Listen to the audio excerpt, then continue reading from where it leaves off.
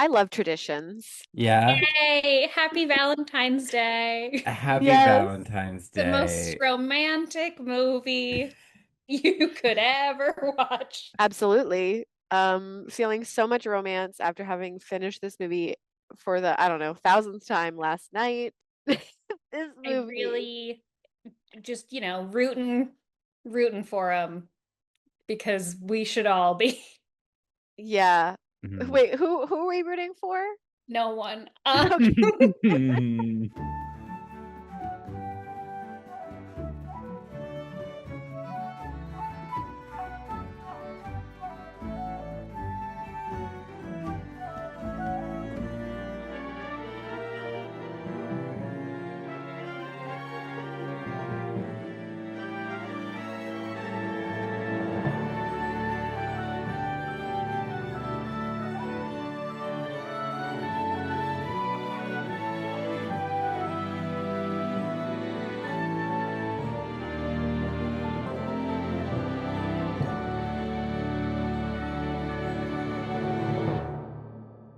Rooting again for Bella to go to college. Yep. Yeah, there's To so much to the Bella. University Uh, of Alaska, as Renee says. University of Al Florida with her Alaska. mom. Go to Florida, yeah, away, Hmm. there's be so many elsewhere. places you can live. Yeah. Yeah. Go to Uh, anywhere. I'm also rooting for Jessica in general. Yeah. yeah. Well, welcome back to Not My Fantasy, the show where we talk about fantasy films and the lore behind them. I'm Cullen. And I'm Hannah. I'm And, Julia. and I was like, Julia, you should just introduce yourself as Yeah, if you are the third hello. host, because author and again, tradition. yeah, author and friend of the pod and Twilight consultant, Julia Bianco is back. To talk about one of her favorite cinematic redheads, Victoria. Yeah. Uh, wow. We're back as tradition for Supernatural Romance Month. We're back in Forks, Washington. I'm wearing a plaid jacket that I don't need to wear in this temperature Right. to be Forks adjacent. Forksified, Yeah, I if Love you would. it. will. I'm pale. I guess I could be a Cullen, but You are a Cullen. I am You Cullen, but you are. even when I'm like suicidally depressed, I still have more joie de vivre than like any of the Any vampires of in them. this movie. Yeah. Literally any of Like them. I'm like, should I end everything? Still more joie de vivre. That's fair. They're really not enjoying themselves. No. No. And they should be because they're rich and hot and young forever. Yeah. Yeah. Whatever. Yeah. And that just shows nothing can ruin a good time.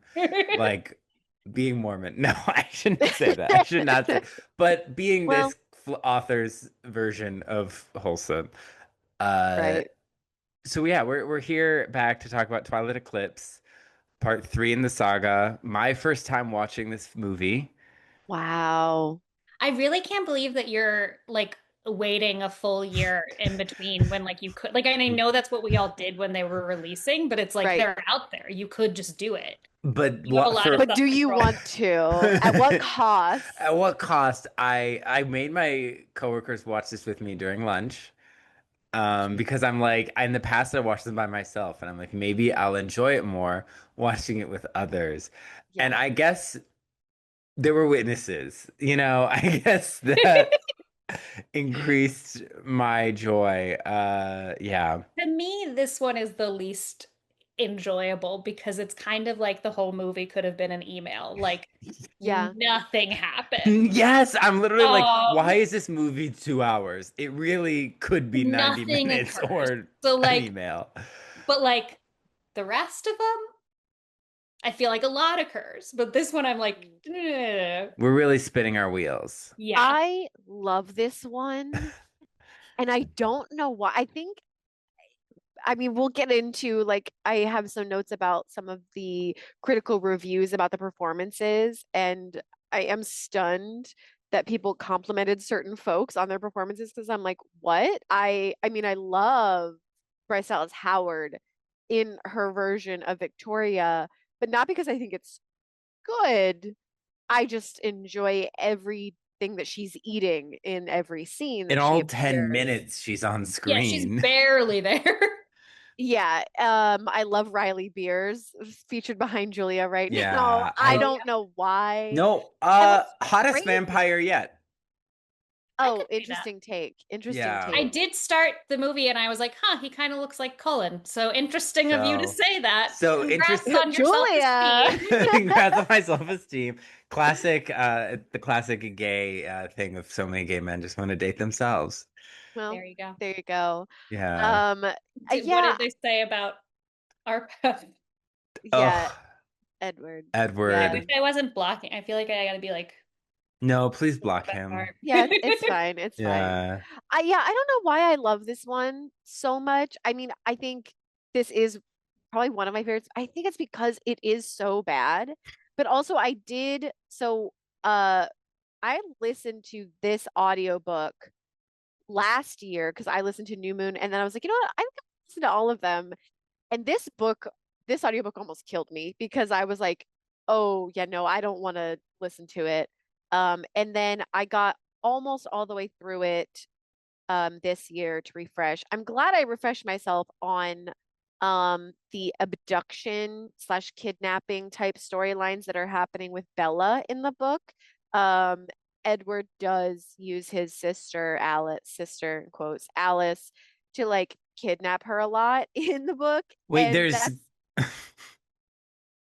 we'll get listen, there. We'll we'll get get there. there because we'll get there when a scene that is much more ambiguous in the movie, but is very clear and abusive in the book, um, where her truck doesn't start when she tries to go to La Push. We'll get there, Oh, I and that is forgot. where I will be Yeah. talking about all of the abduction stuff. But that book almost killed me, and I think because the movie is so different from the book in that respect that they really water stuff down. I'm like, I know that in the back. And so it's like fun little details that I'm seeing that, Cullen isn't Yeah. seeing. And it's crazy that Um, they water stuff down because it's still really bad. and that's the thing is that like Really bad. let's say this is like a watered down vodka, like Yeah. it still Yeah. tastes like Everclear. There's Like still a roofie in in there's the still water. I am still being drugged Yeah. Yeah. against It's my will. concerning and it's still weird to watch these as an adult and put yourself back in the mind of me watching it as a teenager and being like, Yes. I loved this. And I'm Yeah. like, good. Yeah. I did not necessarily like because I did not read the books in high school or I guess middle school. Um, but this was also peak midnight showings era of movies. And Yeah. I think I went to see this. I know I saw this in theaters because there are moments, basically anytime Charlie speaks where, he makes a Hot. joke. Yeah, Yeah. hot. But also like I remember being in the theater and listening to other people laughing when he makes his little quips. Hmm. And I'm like, okay, I definitely saw this in theaters. And so I have like a nostalgia for it. Also, it's just so bad it's good. Like it comes back around to that. I don't know. I think I love these movies both ironically and unironically, and that's that. And then And I love that for you.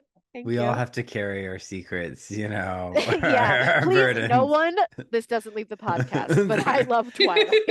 I Yeah. still love them as a watch. I just think Yeah, that now as an adult, I'm like, this is not a relationship to emulate in the way I used to absolutely. think it was. Because it used to be like, and when you're a teenager, like you'd like watch all these jealous boyfriends and you're like, that's so romantic. And then as an Yeah, adult, you're like, that's red toxic. flag. Yes. Yeah. I love being treated like a possession. Yeah.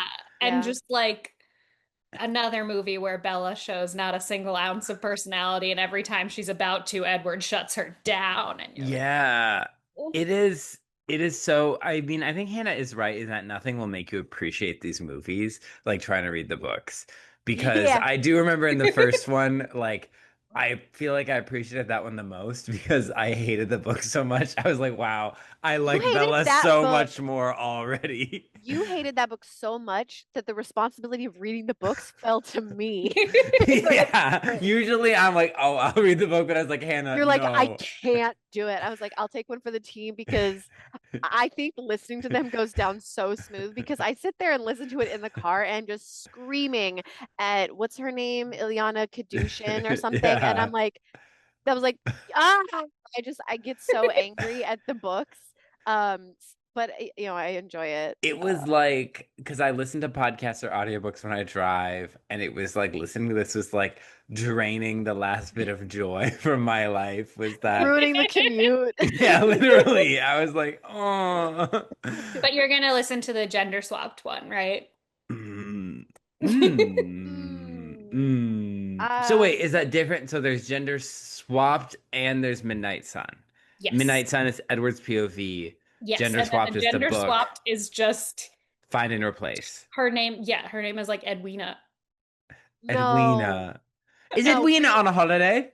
That might it's like something really bad. Like they get bad. If it at least got to be Eduarda. I don't think so. And then Emmett's is, I remember see, being like really bad. I read that Emily? book like in full. No, like it's worse. Oh no. Anywho, Jaspina? we Yeah. can do that in 6 years when we run out of movies yeah. as the Valentine's Day episode. Yeah. Yeah, I mean, I guess, I mean, we can decide if we want to cut this, but I actually posit that maybe next year we just do part one and Both. part two. We can either do one long recording session, do multiple recording sessions, split it up into two episodes, whatever. I think they need to go together. Yeah. Uh-huh. I and also I want to end it. I've only ever seen the first one I had seen before this podcast was Breaking Dawn Part 2. So fucking crazy to me. The fact that you know the ending of the movies because it's different in the Yeah. books, is so fascinating I to mean, me. that was my same experience with the Transphobic Wizard series is I saw Deathly Hallows Part 2 in college. That's the first one I saw, and then Wild. later I There's a saw the lot more first one. lore going into that. Like Breaking Dawn Part 2, you're kind of like, I can kind of figure this out. Yeah. Yeah, I was mainly just like, oh, this is kind of like Narnia, and people were like, what? And I was like, there's like a Jesus resurrection thing. Yeah. And they're like, yeah, How I dare guess. you? Yeah. Yeah. No, but we should do them both together because I don't think I'll be able to talk about one Right. without The spoiling. Yeah. other, Yeah. that's the other thing because Is the they split baby it. only in part two? Yeah. Yeah, Well, because isn't you'll the have to find out. oh yeah. Yeah. Um, Renesmee. but yes, My your favorite favorite, character. I think I sent you that meme where it was like website, send in your resume, and then It's like me. What does that who's ugly baby from Twilight have to do with this? oh, it's so good. Again, I think I said 'tis the season. And Tis. I guess I'll also say that sometime around like right after the holidays, I think I texted Cullen and I was like, I spent a good 3 days wondering why I have a hankering to watch Twilight. And then I was like, oh, it's because I would be reading the book and watching it very soon for Supernatural Romance You Month. trained So yourself. I have what is it, Pavlovian to Yeah. myself into it. Yeah. Salivating to watch this movie. As you should be. What Yeah. a film. What a film. Do you want to get into the Cinema. background? Yeah. Let's do it. Of course, like the other ones, this is based on the book by Stephanie Meyer. This one, though, is directed by David Slade. He is known for directing Hard Candy, 30 Days of Night, and also the Black Mirror Bandersnatch movie slash interactive thing. So fun. Screenplay also by Melissa Rosenberg. She wrote all of the Twilight scripts. And Again, she she is serving consistency, and and I love Spider it. Is Monkey. doing Yeah. the best she can. Yes. Yeah. Yeah, she's doing Mormon Jesus's work. Um, so this movie is obviously starring Kristen Stewart as Bella Swan, Robert Pattinson as Edward Cullen, podcast host Taylor Lautner as Jacob Black, Peter Facinelli as Carlisle Cullen. We always say he played the director Funny Girl in Glee. Hmm. Ashley Greene as Alice, Nikki Reed as Rosalie, Billy Burke as dad Charlie Swan, aka the most sane person in the franchise, even though he is Not completely great. Yeah. bad at being a cop or I guess sheriff and also He's so focused on protecting being his a daughter dad. from abusers. He's just Yeah. he's Trying. in he's out of his depths. Helen Lutz as Emmett, Jackson Rathbone as Jasper, which loving his accent work in this movie where literally until we discover that he is from Texas, he has not had a Southern accent, and I love that for us and for him. I did say here that he's serving a foghorn leghorn accent Yeah. in It's the like when second my half of the mom movie. has like one sip of alcohol and her Boston accent comes back. I love that, but at Yeah. least that feels somewhat authentic. Yeah. This is obviously acting in quotes, because we have some fun lore about Jackson Rathbone from this specific year in his acting Mhm. career. He earned some specific awards and nominations. Mhm. Um, Elizabeth Reeser as Esme. Does she Bryce Dallas, speak in the whole she movie? does. At What? the end, she's like, well, so so one of her lines is "She'll get away." When they're running and chasing Victoria toward the beginning or I guess middle of the movie, and then also at the end she's like sticking up for that girl, Oh and yeah, then okay. they're like, "No, we're gonna kill her anyway." So she has like Twice. three There we go. lines. Yeah. Um, Good for her. It's giving Tina in I was Glee just when gonna we used to say, count yeah, all of Tina's lines. yeah, Yeah. Esme time. Bryce Dallas Howard. She is starring as Victoria in this one before it was Rachel Lefebvre. Fun fact, Bryce Dallas Howard was previously asked to do this role like from the first movie on. But she rejected the part because it was, quote, too small of a part. And then of course we did briefly talk about how she says 8 minutes of screen time. So I don't know if she got what she wanted or not. Um, Xavier Samuel plays Riley Beers, who's a brand new character. I also have Dakota Fanning here. She plays Jane. And then also giving some shout outs to the pack behind Cullen there. Actually, I don't even think he's pictured. Oh, there he is. Sam Yulee is played by Chasky Spencer. And then Emily, who is Sam's imprinted fiance, Tinsel Corey plays her. And then we also have Joelle Furland playing Bree, who is the newborn vampire girl at the end that the Volturi end up killing for no reason. Hashtag justice for Bree. And then of course there's like 1,000 other people in this movie. Yeah. And I can't wait till we talk about, I guess it's Bring On Part 2, where there are 15,000 people in that movie. Yeah.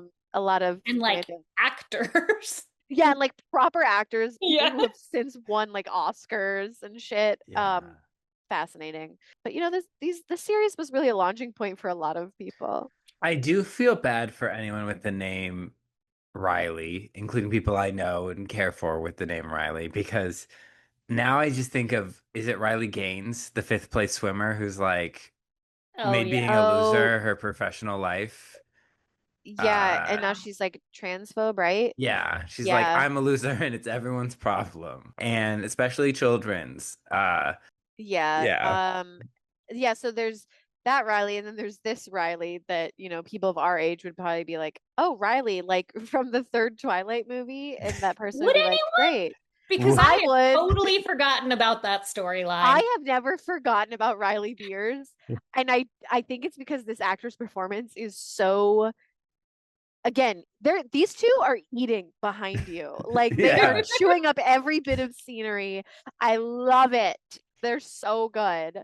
I wish Um that they had like, leaned into that and like because the thing is that like it just that plot feels so separate it does. from the yeah. Cullens and then suddenly they're like, well, Bella's in danger. And Bella's like, I'm in danger.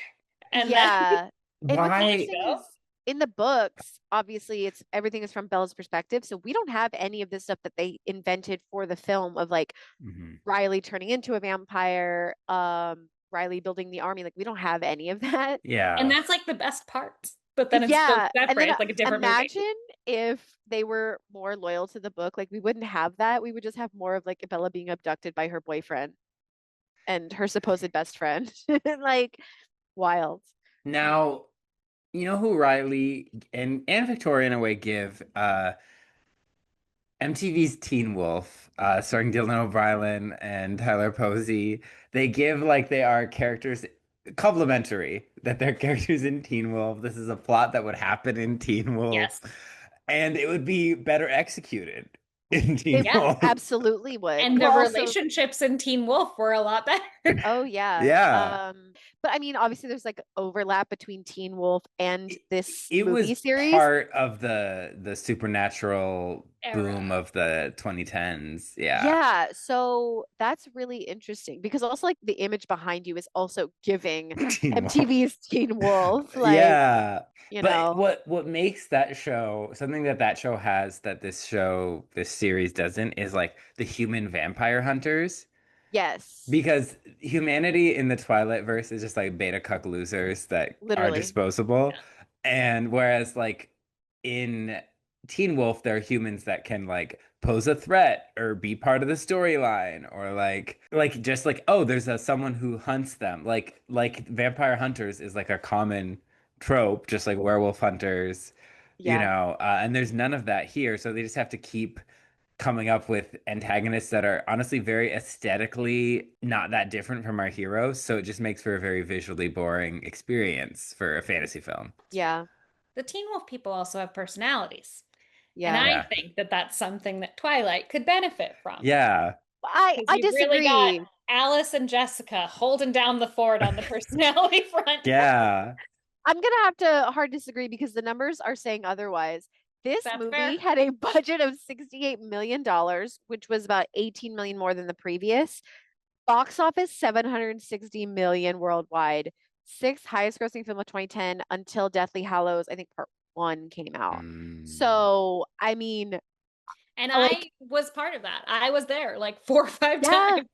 I It think I is saw this at least twice in theaters. because it was I'm also, I think, sorry. part of the era of like self-insert YA fantasy. So that's why in the Yes. book, like Bella doesn't have a personality because you're supposed to be able to read yourself as her, Yep. but it becomes a lot harder in the film because like I'm looking at someone, I'm not Yeah. It's not inserting me. myself. Yeah. Yeah. It's not Y/N, your That's Yeah, name. exactly. maybe, Yeah. perhaps. There you Yeah. go.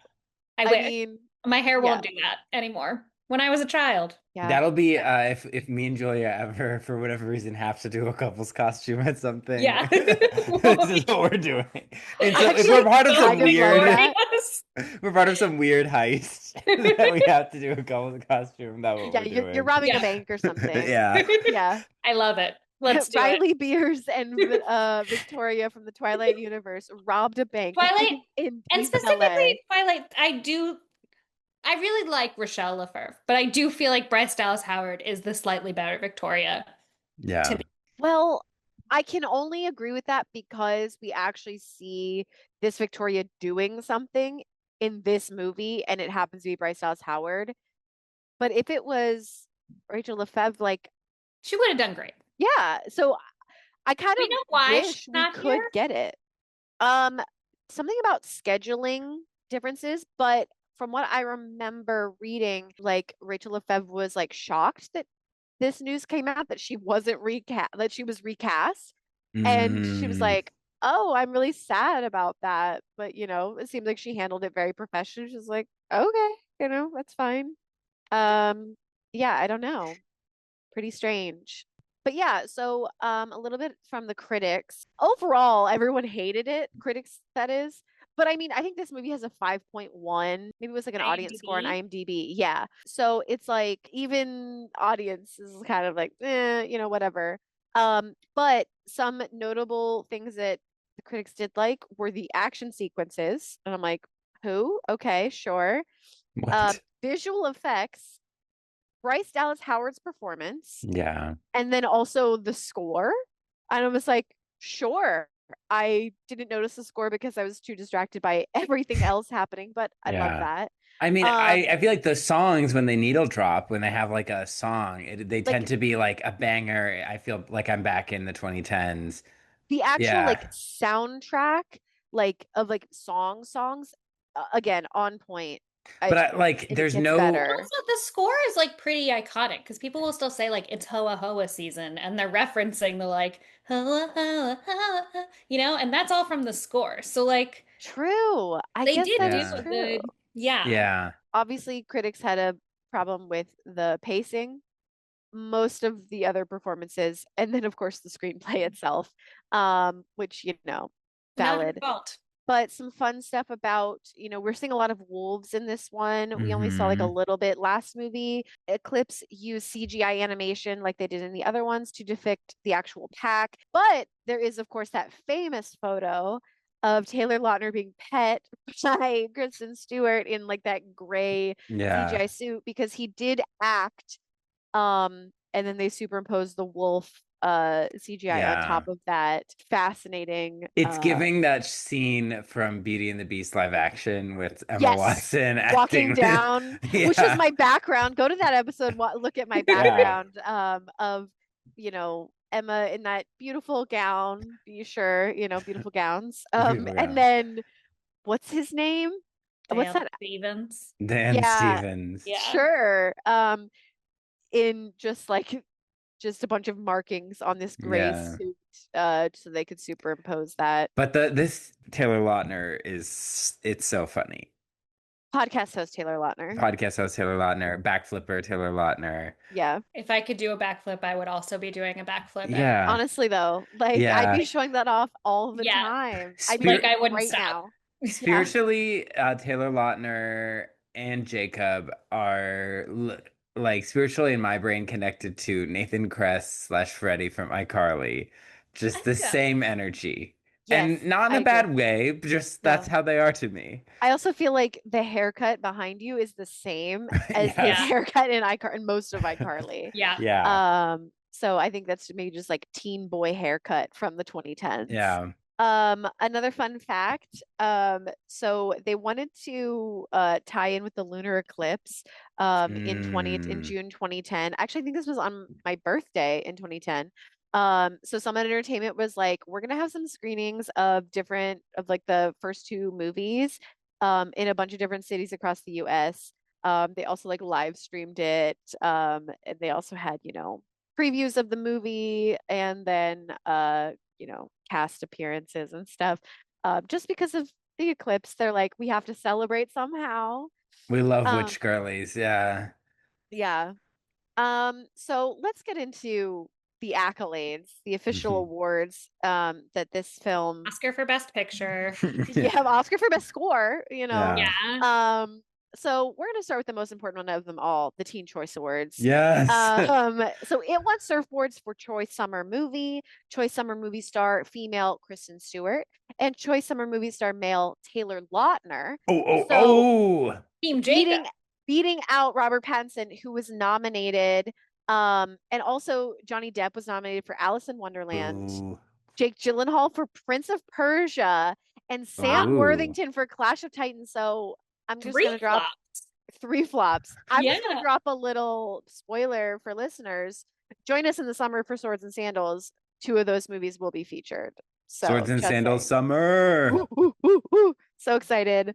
But Robert Pattinson did win Choice Movie Actor Drama for his performance in Remember Me, a movie about 9/11. Spoilers for that movie. But not Um, extremely loud and incredibly close. exactly. Which I'll also say is how I describe anyone sitting next to me on an airplane.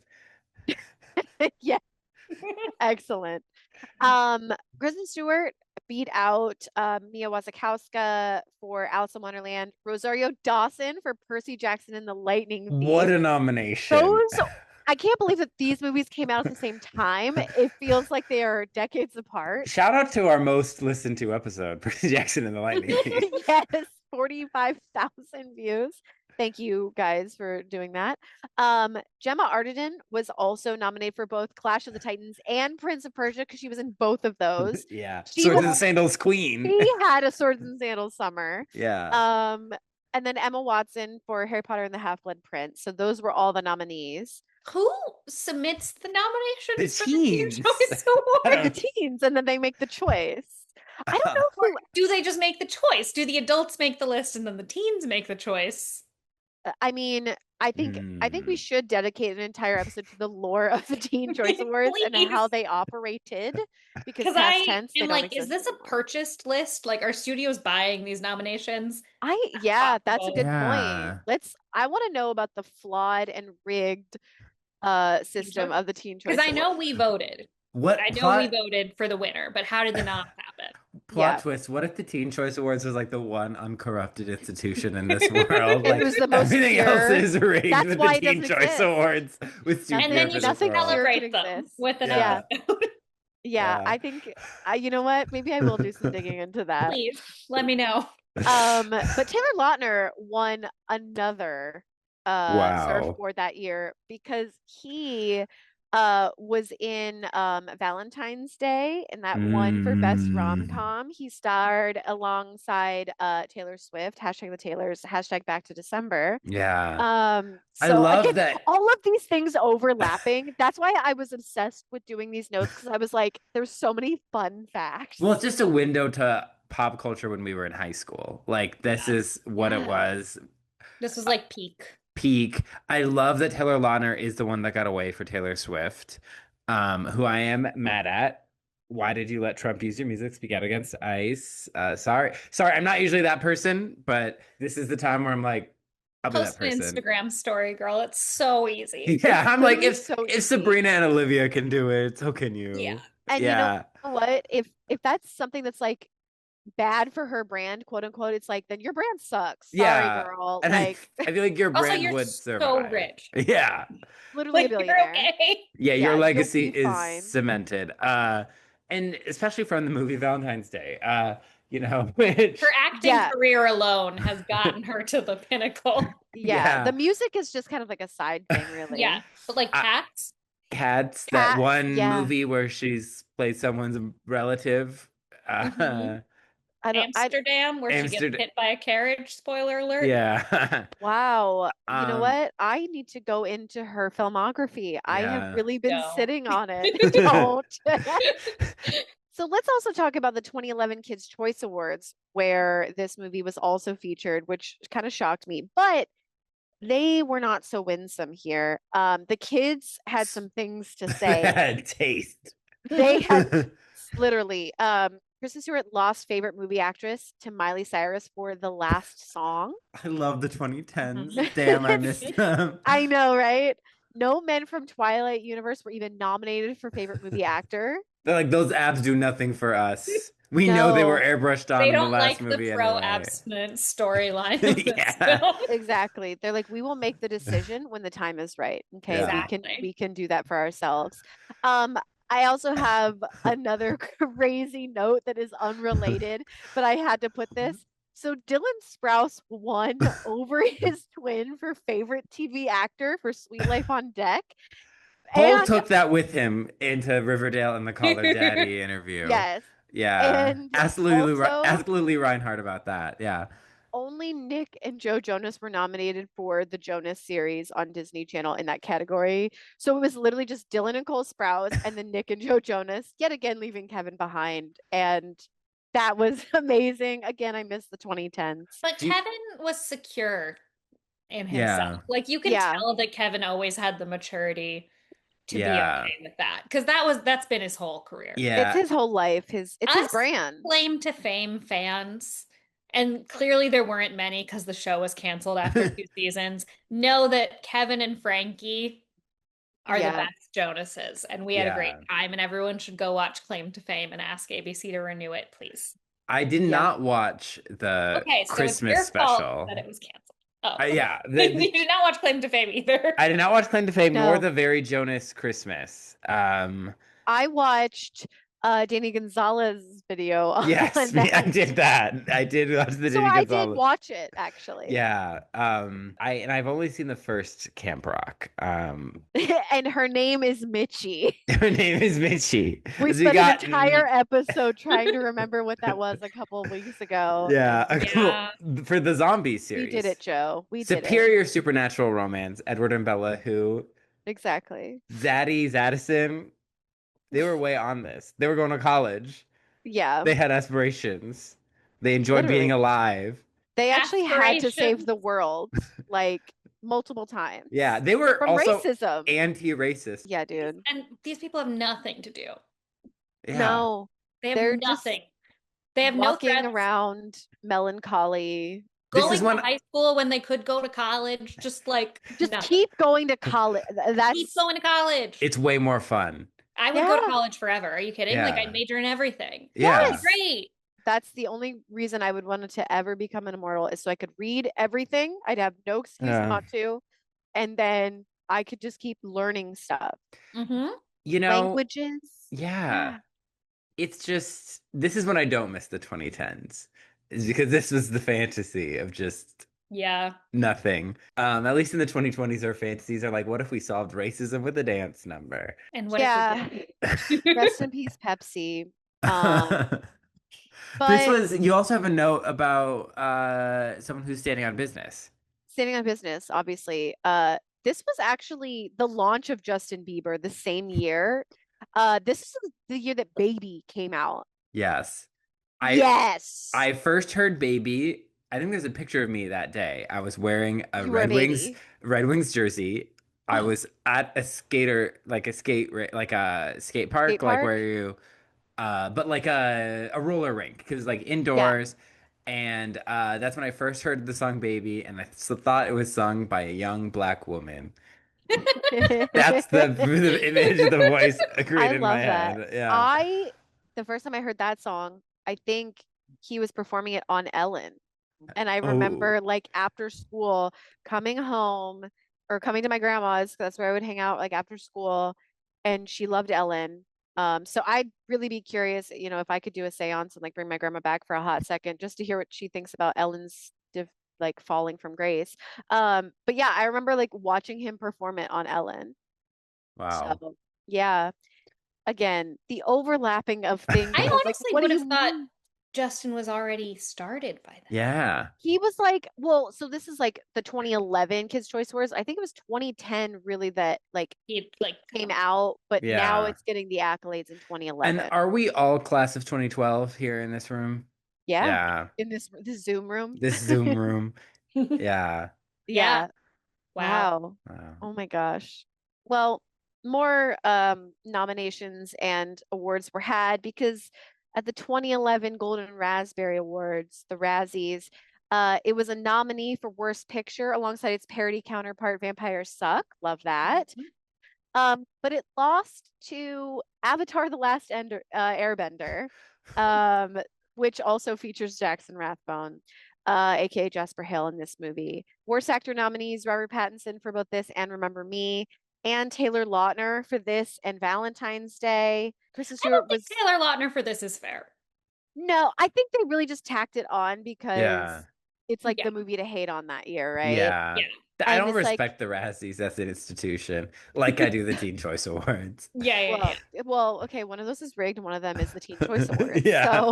So, um, and actually the actual like person who won was Ashton Kutcher for Killers and Valentine's Day, and Mm.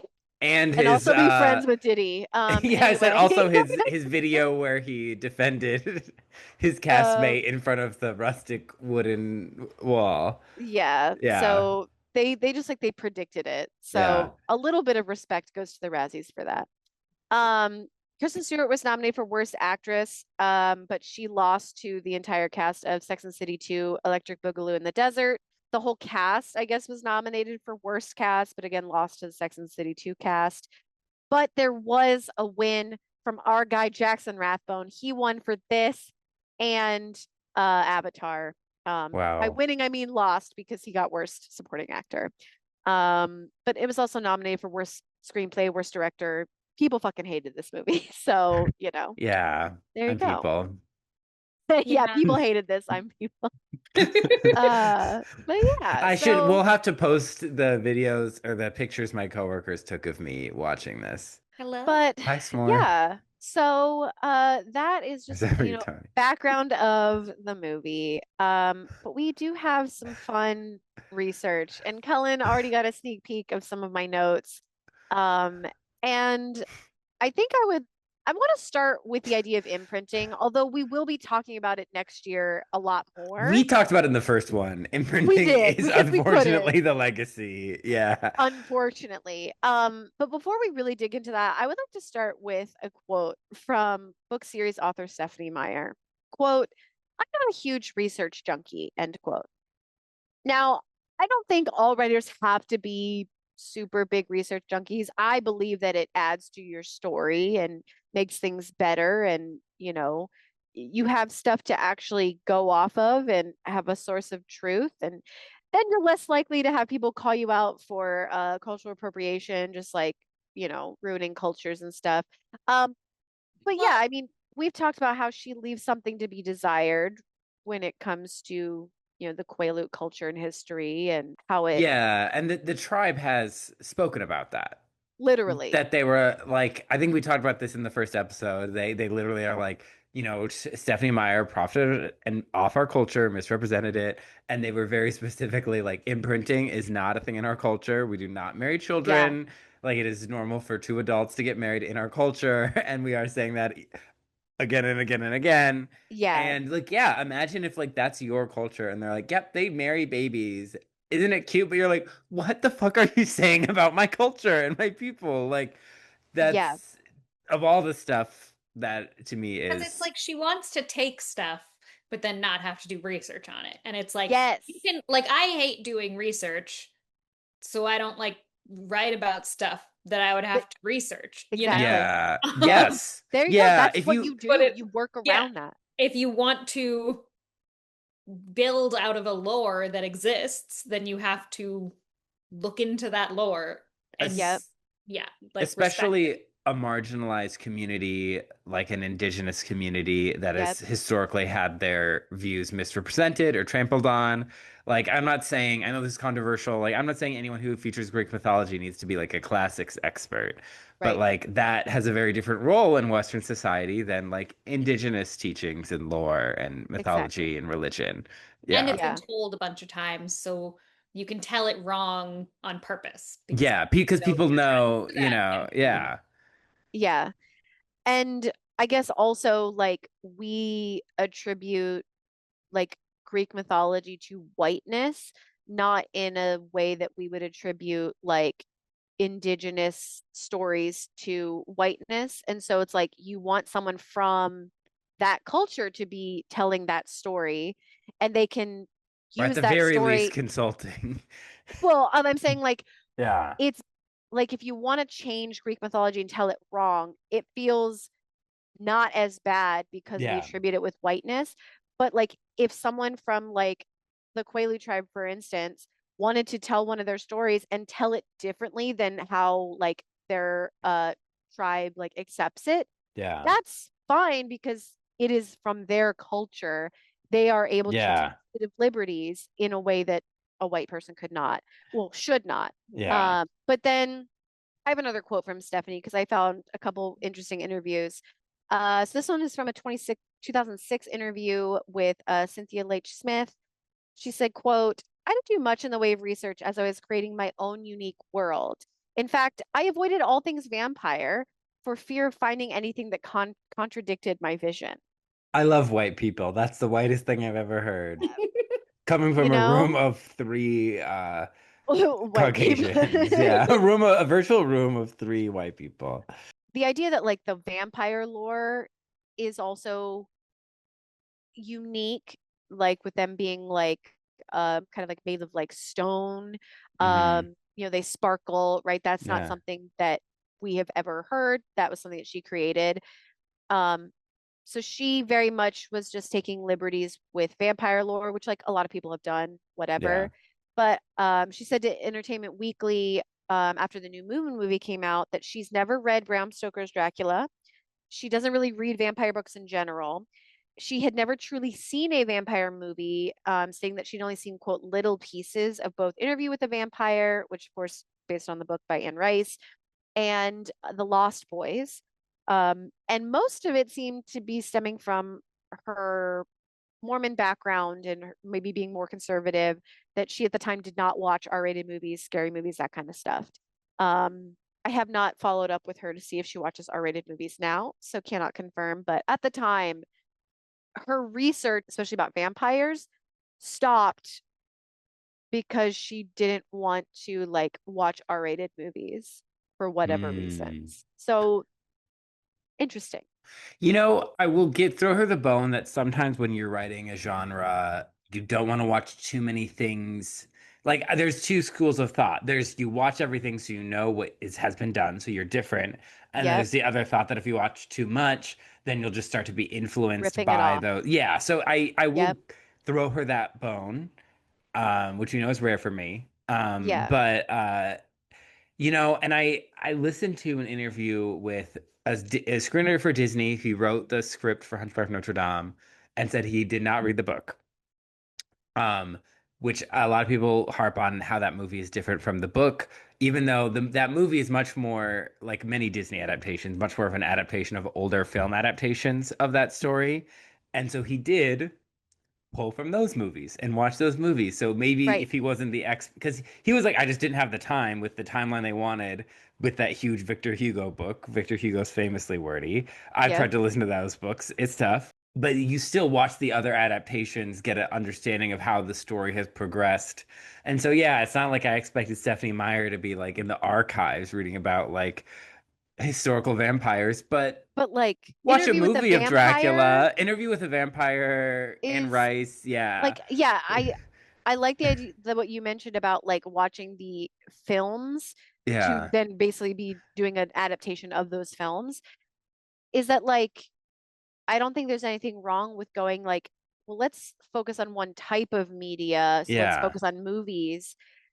And but I just feel like you do yourself a disservice as a writer by not like something as prolific in vampire lore. Like Anne Rice was like Yeah. the vampire like writer, and Yeah. to like not even watch the movie, which like isn't even like as close to the book, like it's it's a huge piece of media. So But I do feel like also for her, like this isn't about vampires. This yeah, is about teens shouldn't have sex.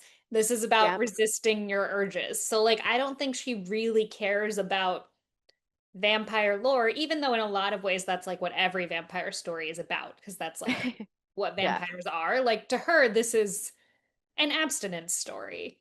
yes. And Yeah. So yeah, she's like just like superimposing those themes onto a sort of this interesting, I guess, setting, right? it's Yeah. a lot of like what fantasy is. Like the cool thing Yeah, about fantasy is that you get to like, explore world issues in like a Yeah. fun way. And obviously, often those are like, let's take down this fascist regime. And then sometimes it's a Mormon author and it's you shouldn't have sex until you're married. Yeah. Uh, yeah, Yeah, but sometimes it's like you get Wicked, which is let's use Oz to explore yes, themes of good and evil, or you'll get, but the then you'll Hunger get Games, like, the yeah, yeah, or you'll hmm, get Tolkien, who's like someone who's very interested in researching and linguistics and what this all yeah, represents. And then you'll get C.S. Lewis, who's much more like, I want to do like a kind of Christian message, but I want it to be like fun. And so yes. here's like a variety of mythical creatures that are fun. And yeah. I'm just going to put all the horniest mythical creatures in a land with some talking animals and say, this is about Christianity now. And we loved it, and we still do in some way, like, But then, like with like Stephanie, most vampire media is like horny and like pretty yeah. sexual, and I think that that was like not what she was ever gonna write. Like this is Yeah. Hmm. so chaste in the movies, Yeah. and it's so much more chaste in the In the book with like books. floor length cargo skirts and stuff. Yeah. But And you know what's so funny about that? I think about that every time I read the books, but of course I don't think about that when I watch the movies. But also I'm like, I still have such a hard time picturing her in that outfit, and I don't know yeah, why. Because it's like I don't even know what that would look like. I I just, grew up at homeschooled. I do know right. what You're that like, would I look like. Yeah, do. Yeah. Some people can wear a paper bag and still be very beautiful, you know? true. And like, she is in many ways like on the romance spectrum using the like historical romance beats where it's just Yeah. that Yes. like light hand brush is like Yeah. very scandalous. The Mr. Darcy hand tense. Yes. And Yeah. And she's a like big Austen fan, Jane Austen fan. So it's like, I mean, who I isn't? can see those influences, I think, and Yeah. it works for her. But yeah, then I think like the more like she was, why would she watch True Blood to do Yeah. this? right. Yeah. So it's so I But mentioned all of these things yeah. because I think her approach to writing is so interesting. And then the way it's reflected in these movies, just the sense that like it feels like no one consulted anyone of importance when it comes to like, I mean, the Native American stuff Yeah. aside, like literally just, I don't know. I just find her so Well, fascinating. I think Julia kind of hit on the head with this is primarily a sexual metaphor, and vampires historically in media and folklore represent sexual seduction and sexual like freedom negative, like libertinism, like kind of like uncontrolled sexuality. If you think of Dracula and Yeah. Carmilla, and we talked about in the first Twilight episode how her kind of reforming vampires parodies like not parodies but parallels Americans' relationship with Mormonism as like, oh, they're weird, they're outside, and then Mormonism being normalized and that them being chaste and monogamous is part of what normalized Mormonism in American culture. Um, Yeah. and so with someone like her, you never know how much is intentional and how much is side effect. And Yeah. we talked about like Mormon racial teachings and stuff like that in our first Yes. episode. So it's And I will give her the benefit of the doubt that I think a lot of it is unintentional and yeah. like is implicit bias, and maybe since then she's hopefully unlearned. We And don't I've hear from I've her, heard which that is, as well. Yeah. as Yeah. we've talked about, it is nice that we do not hear from Stephanie Meyer. I appreciate that from her, but I will give her like, from her time and her upbringing that she was within a sheltered environment and wouldn't have known stuff, but it's also tough to look at it at a lens from now and from then. Yeah, I mean, Yeah. as someone also from a sheltered environment, there are things that you think just kind of and you don't question, and eventually you're like, wait, what? Um, and you write things when you're young, and then you look back and you're like, I don't always love the choices I Yeah. made here, Yeah. you know?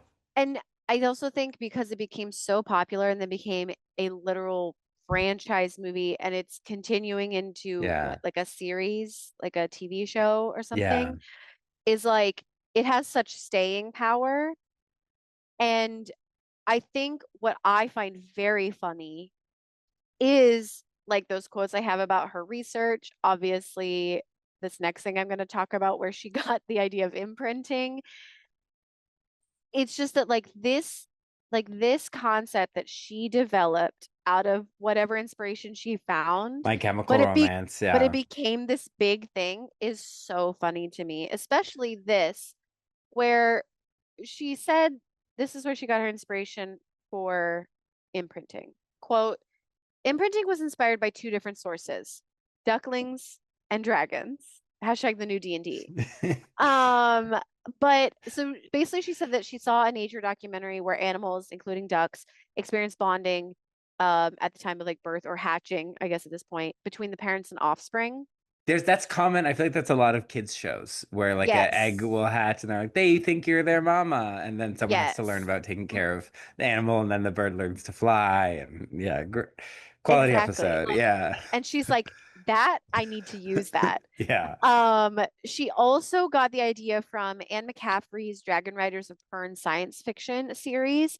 So specifically in that series that like the dragons and the humans that like they are intensely bonded for life.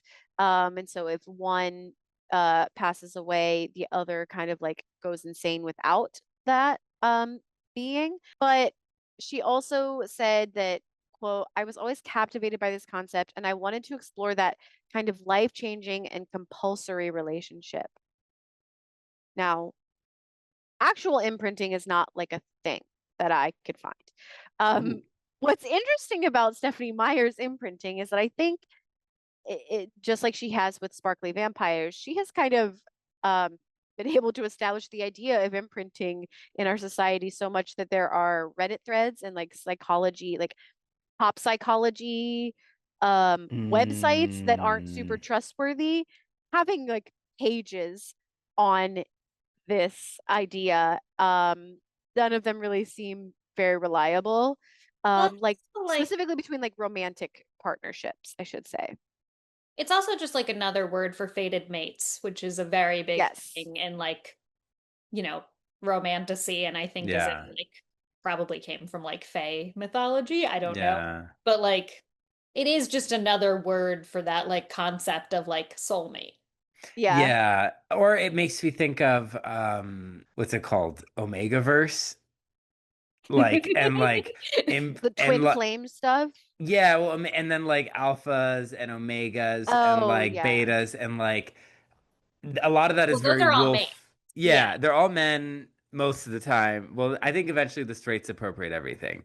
Um, but there's like a level of like you're the chosen mate or like a Yeah. imprinting like connection thing, and those often feature like wolf like characters. And And so it's like, is it pulling from Twilight? Like, has I Stephanie influenced the genre that I much? And I would say think so. yes. Yeah. Like, because I think Twilight stuff Stephanie Meyer predates that. started the Omegaverse. I mean, Yes, I it's part think of the pipeline in the way nine Yeah. eleven yes. led to Twilight. Yeah. Yes, exactly. A direct line. Yeah. Nine Um, eleven, Gerard Way, My Chemical Romance, Stephanie Meyer, and Twilight. Yeah. Absolutely. Um, but one of my favorite parts about like literally just like Googling, trying to find like if there's any sort of like reliable resource in psychology about like Mhm. the idea of like what we're saying, like soulmates, like imprinting, like having such Yeah. a strong connection to someone that it Hmm. feels like you have literally imprinted on them, which again is a thing that she created. But the Reddit threads are so funny. People are literally like, okay, I have a crush on this person, but like, is this imprinting? Is that real? And so like she has made people question reality. And I think that is so fascinating. Um, I think I developed like a new sense of respect for her and Twilight through this research because I was like, I never realized that like people were so obsessed with this imprinting thing like IRL. I So mean, I always think of the video of Titus Burgess where he's like, it never sat right to me that Jacob imprinted on that baby. You know, it didn't feel right then, doesn't feel right today. You no. know, like Um, and I have changed our another society. Yeah. reference to that. If we get to the part where he talks about how like Emily got imprinted on by Sam. I also want to mention that like in the books when it is described when Jacob like really digs into it, he is not necessarily stating that it's like a mating or romantic thing. In fact, he kind of like walks around it in the book. Um Interesting. it because he mentions like, like I'll be anything that person like she needs, like uh even like a brother, a friend, like it seems to kind of dance around the romance stuff, and I think it's probably to the effect of, all this other stuff that she's trying to water down and make not as sexy. And the movies also don't kind of clarify those intricacies that are talked about in the book. Um, but they just because we just will superimpose romance onto it, we can just only assume that imprinting must be like a romantic thing. Well, because like a soulmate does not have to be a romantic thing. Like Right. this is Hmm. my soulmate. But um with Stephanie Meyer, all the ones we see are male female pairings, like Yeah. Yeah. of the same age. Like but for Mm, now. for now. Well, But like thus far, but she's making it seem like a very romantic thing. Like she is yeah. explicitly setting it up in that way. Yeah. And speaking of soulmates, I would like to quickly talk about some soulmate stuff because I got onto this little research thread that I'm like, yeah, this totally ties into what we're talking about. Um but yeah, I agree, like I can only assume that her idea of imprinting is this idea of soulmates, her version of it. And she makes it very mythological when it's like you don't have control over it. It is something from beyond that this werewolf like sees that person as like that's my person. And the other person, like the imprinted on person, also feels it. So, you know, You know me. You know I'm a free will stance since birth. yeah, And so anything being like I can't control it, The Conjuring 27, The Devil Made Me Do It. I just hate. I'm just like, Yeah. well, why are we including this as a story element? Like this idea that you can't control, especially a romantic or sexual attraction Mhm. in like this specific way. I don't I don't love. And also files were released recently. And Oh, so really? I really hate Huh. the idea that people don't have self-control in their relationships, especially with minors. Yeah. Um, that's something that me and Kendrick have in common, Yeah. I don't Date like when minor. people date minors, yeah. Well, luckily that's not featured in Twilight at all. Um, Ugh. for people who have only seen up through Eclipse, Yeah. it seems Well, everyone's of, well, no, actually, because Edward's dating a minor, because yeah. as they start the film, where Bella is like, I don't know, should I not start the film yet if we're still going through? We Because still got we're so you got we're some lore, gonna Hannah, about we're gonna talk soulmates. about Play-Doh. Yeah. Okay. Whoa. And that's Yeah, what we're I think of going. when I think of Eclipse, yeah. Listen, I got onto this and I'm like, well, we haven't really talked about soulmates ever. And I'm like, I kind of would rather talk about it now before we have to spend 17 hours talking about the implications of imprinting on a baby. So I was like, let's just do it this episode. Um, so uh basically the idea of soulmates, there's a wonderful piece of literature by Plato called Plato's Symposium. Um, and some people will incorrectly say that Plato believed in uh, the idea of soulmates because he wrote in this text a character who was making an argument using an interpretation of mythology. But this isn't to say that Plato believes what this character is saying. He's just presenting this argument as he presents multiple arguments in this piece. So Yeah. basically, this character, Aristophanes, is exploring the topic of love and the feeling of being whole when people find their romantic partner. So he brings up Greek mythology and the idea of the third sex being both male and female together. And it was like this creature that was round backed, circular, basically doing flips, cartwheels throughout Yeah. because it was two-faced, four-armed, four-legged, human. So it was the male and female together in one being. Hmm. But Zeus was like, this thing is too powerful. We got to split it up. So they split up these creatures and thus became what is known as man and what is known as woman. Ever since that split, these halves have always been trying to find their other half and trying to become whole together. Though there is mention that, if they can't find their perfect other half, they might pair with another person even if that person is also, woman to woman, man to man.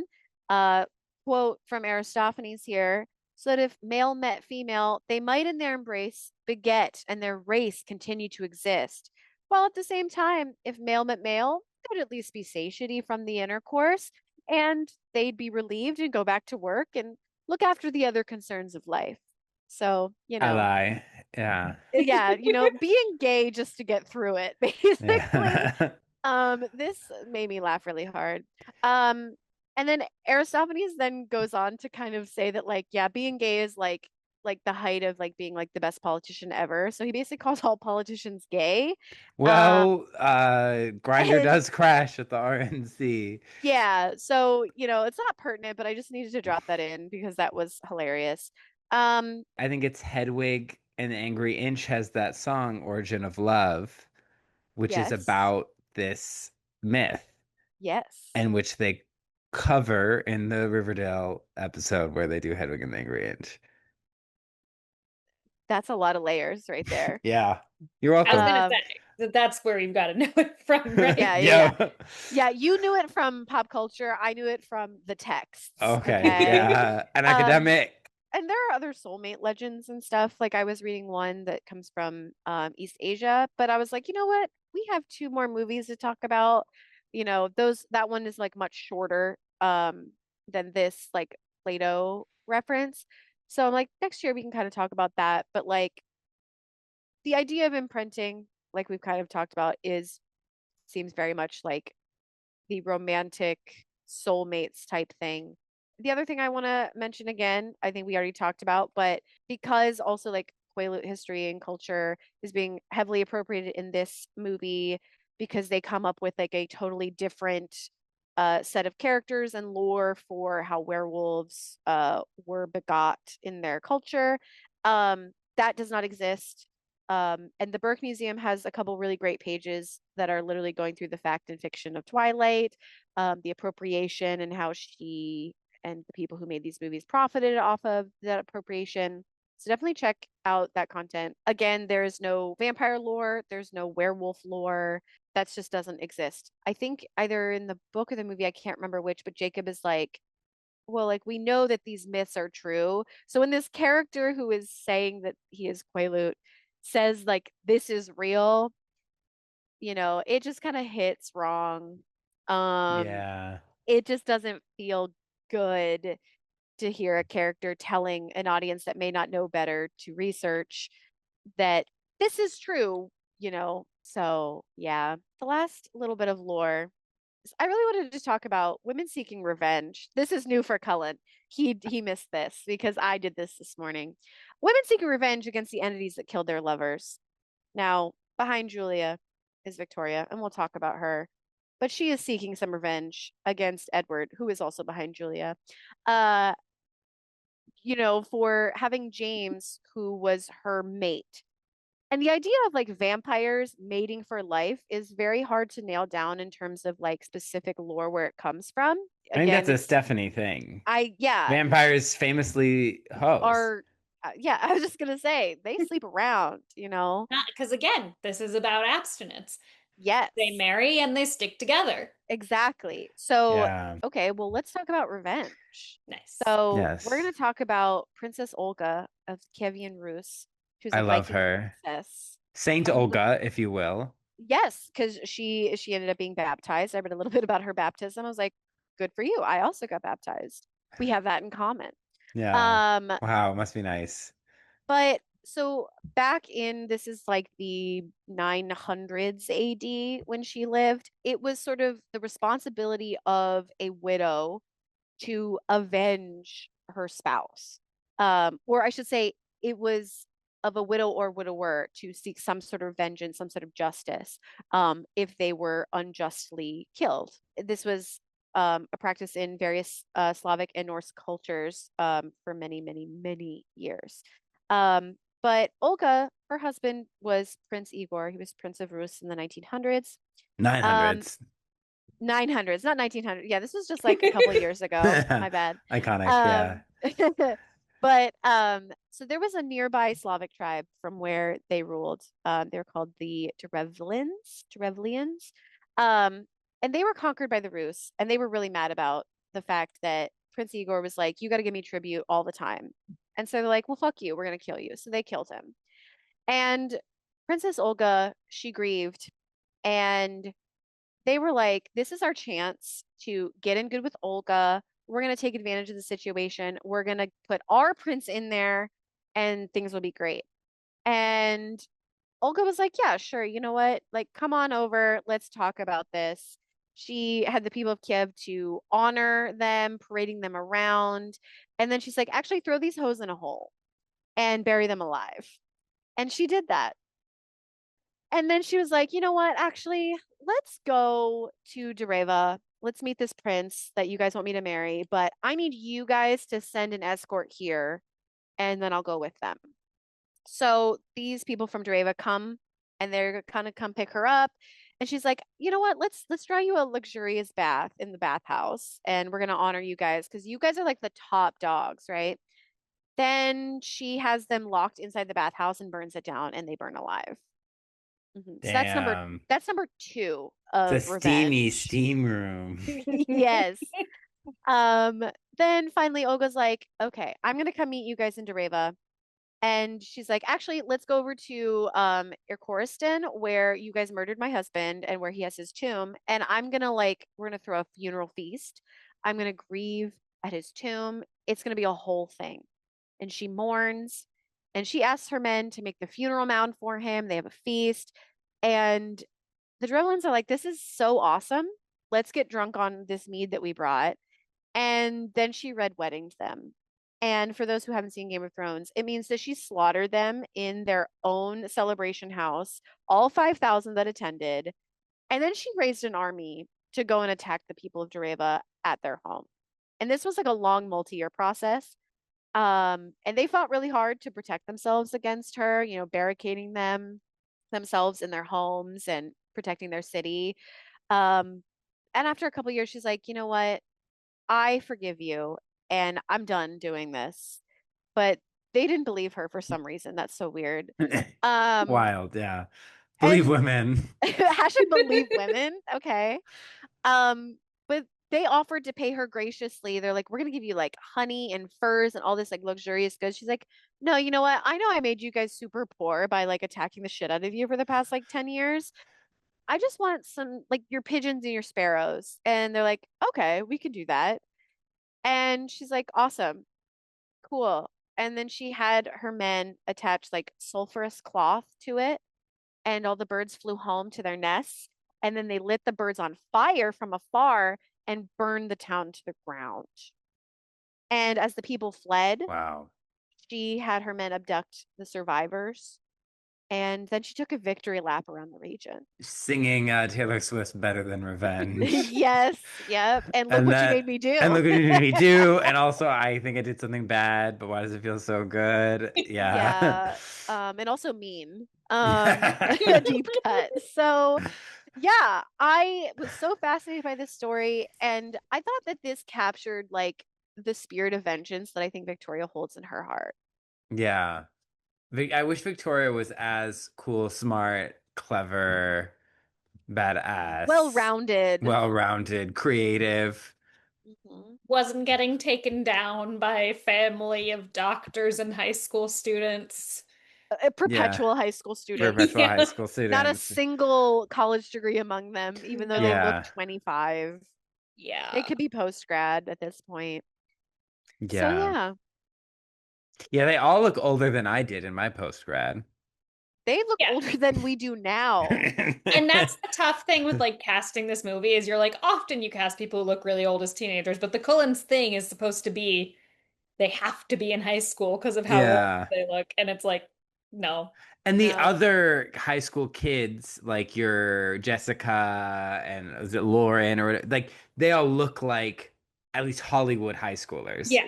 Yeah. Yes, like Jessica Mike for and sure. I think yeah. they do a great job of making her look very young and like with her little headband and stuff. And Yeah. it's like, yeah, they do such a great job with her, I think only. I think everyone else looks 45. Well, some of it's just the lighting is Some of bad. them are 45. Yeah. Yeah. So I guess so that's the lore, is it? We finally Just get some to the movie. Yeah, some fun random lore. Listen, this when you put me on lore duty, I'm like, I'm exploring, I'm researching for the first time in so many years, and I'm like, oh my God, this is so fun. I forgot how fun Yeah. this was. Yeah, and it's Twilight, so we always know those episodes are 9,000 years I'm just trying long. to delay the inevitable of us having to talk about imprinting on a baby. Yeah, But you got a whole year. we got a whole year. Well, I will be mentioning the story from the book that Jacob tells about how Oh, someone in the tribe in the pack imprints on somebody who's a youngin before Jacob does it. So it's okay because it's not just Jacob. That's the thing. The book, okay, I'll just say it now. Jacob talks about how I just want to get it over with. Jacob talks about how one of the wolves who like recently turned imprinted, but this girl is like 3 years old. And it was like a problem just because it was like kind of awkward. But Kind when the of. tribe is everyone in the tribe is like, it's fine, it's imprinting, that's what happens. Sometimes it happens like this. And it's like, okay, interesting. So yeah. Also, the wolves aging is very weird because like they rapidly will age to like 25 once they turn, like that's the first phase. And then once they stop phasing, then they start aging again. So they're gonna like be perpetually 25. So eventually they'll link up, right? Like how Bella will link up with mm. Edward age-wise. Problematic, but yeah, it's very odd. You know, I'd rather be frozen at 25 than 17. Sure. I will Yeah. say that. Yeah. Yeah, 25 definitely hotter than when I was 17. And 25, you don't have to be in high school. Yeah, Yeah. You can 25 you be can getting degrees. rent a car. Yeah. Yeah. Rent a car, get a hotel, Yeah. Yeah. Um, And you could still be on your parents' insurance, yeah. the Wow, health sweet insurance. spot. You get to be that forever because you never age. Yeah. You think that the insurance would start to question that eventually? Yeah. Think. Yeah. Yeah.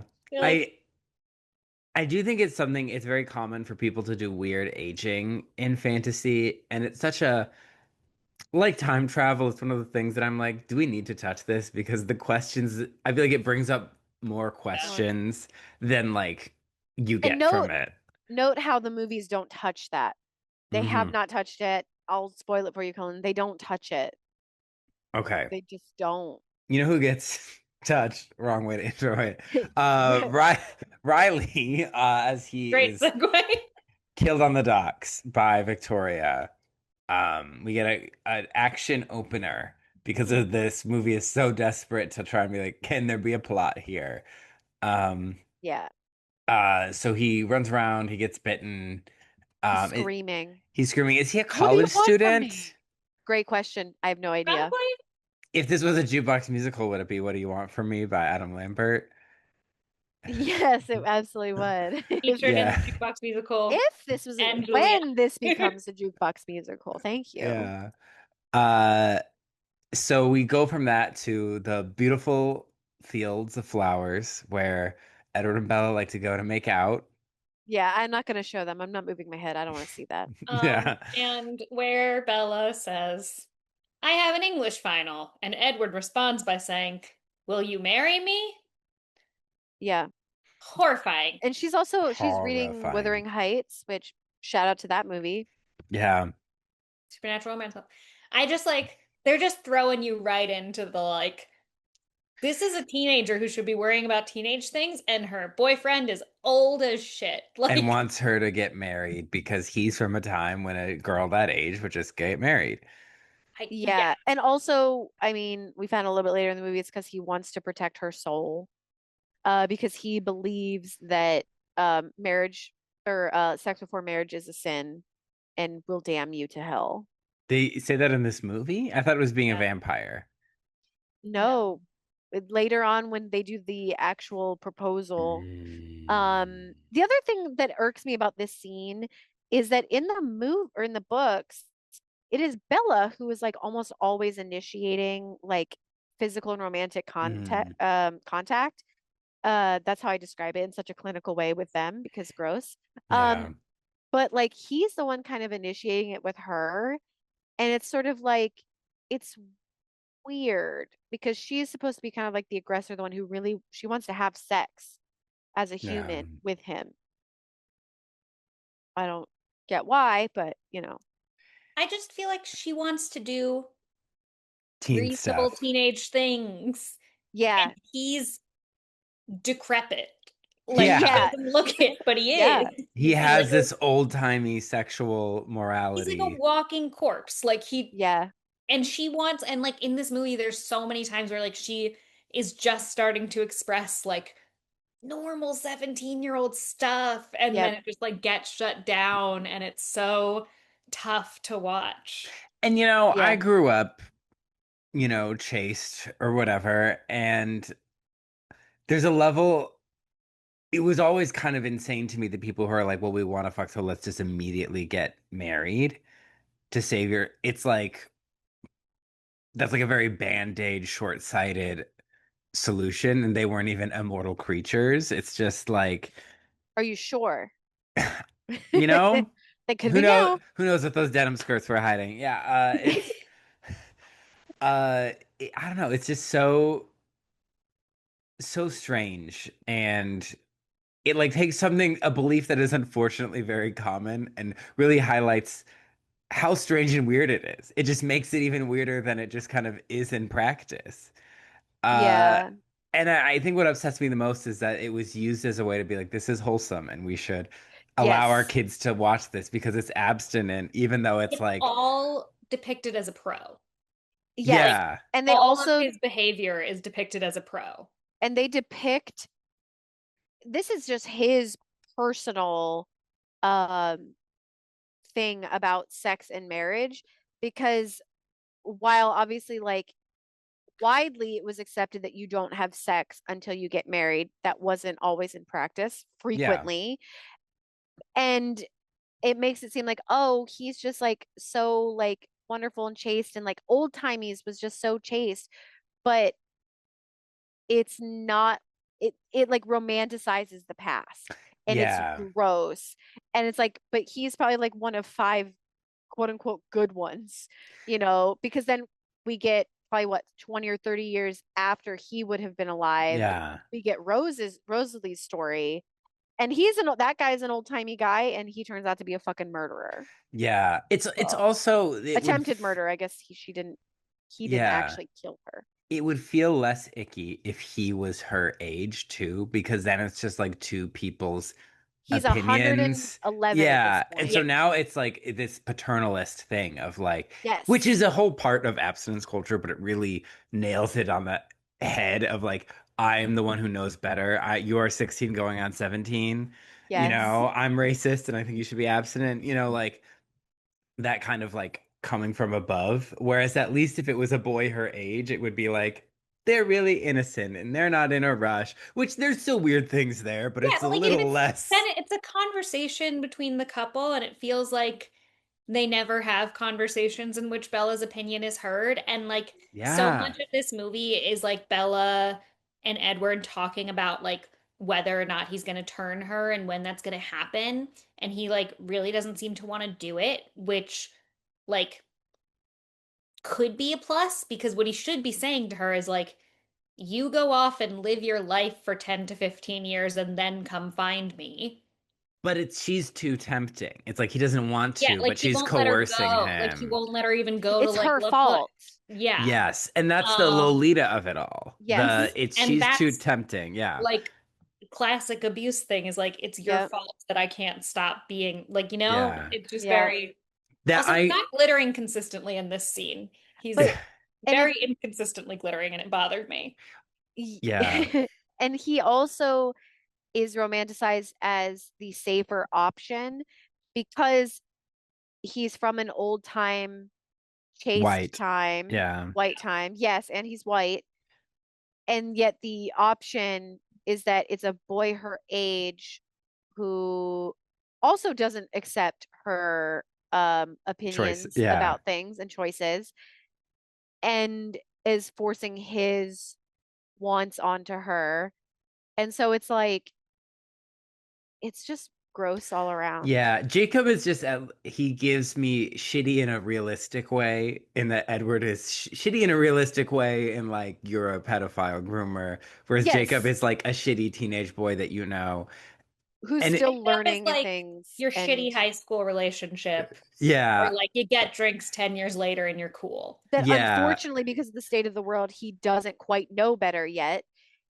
But yeah, Edward would know better. Edward is like He's, therapy.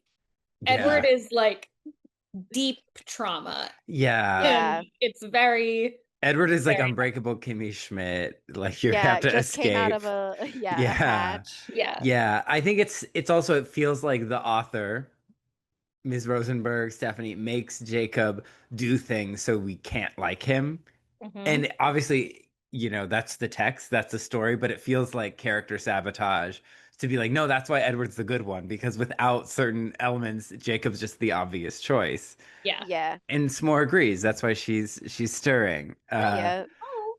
Um, so they make out in the field. He's like, marry me, and she's like, maybe like when we graduate. And he's like, then I get to be a vampire, right? He's like, I guess. Then she goes home, and Charlie's like, well, aren't you grounded because you ran off to Italy? And he doesn't like Edward Hmm.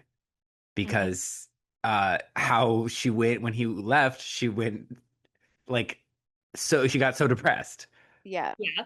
And so Charlie, like a good parent, he's not even a great parent, just like someone who's like, I hate what this boy does to my daughter, is Yeah. like, why don't you hang out with your other friend? Like He he's sense he can't quite figure it out, put all the yeah, pieces together, which makes him a bad, he's not a detective, he's just the sheriff.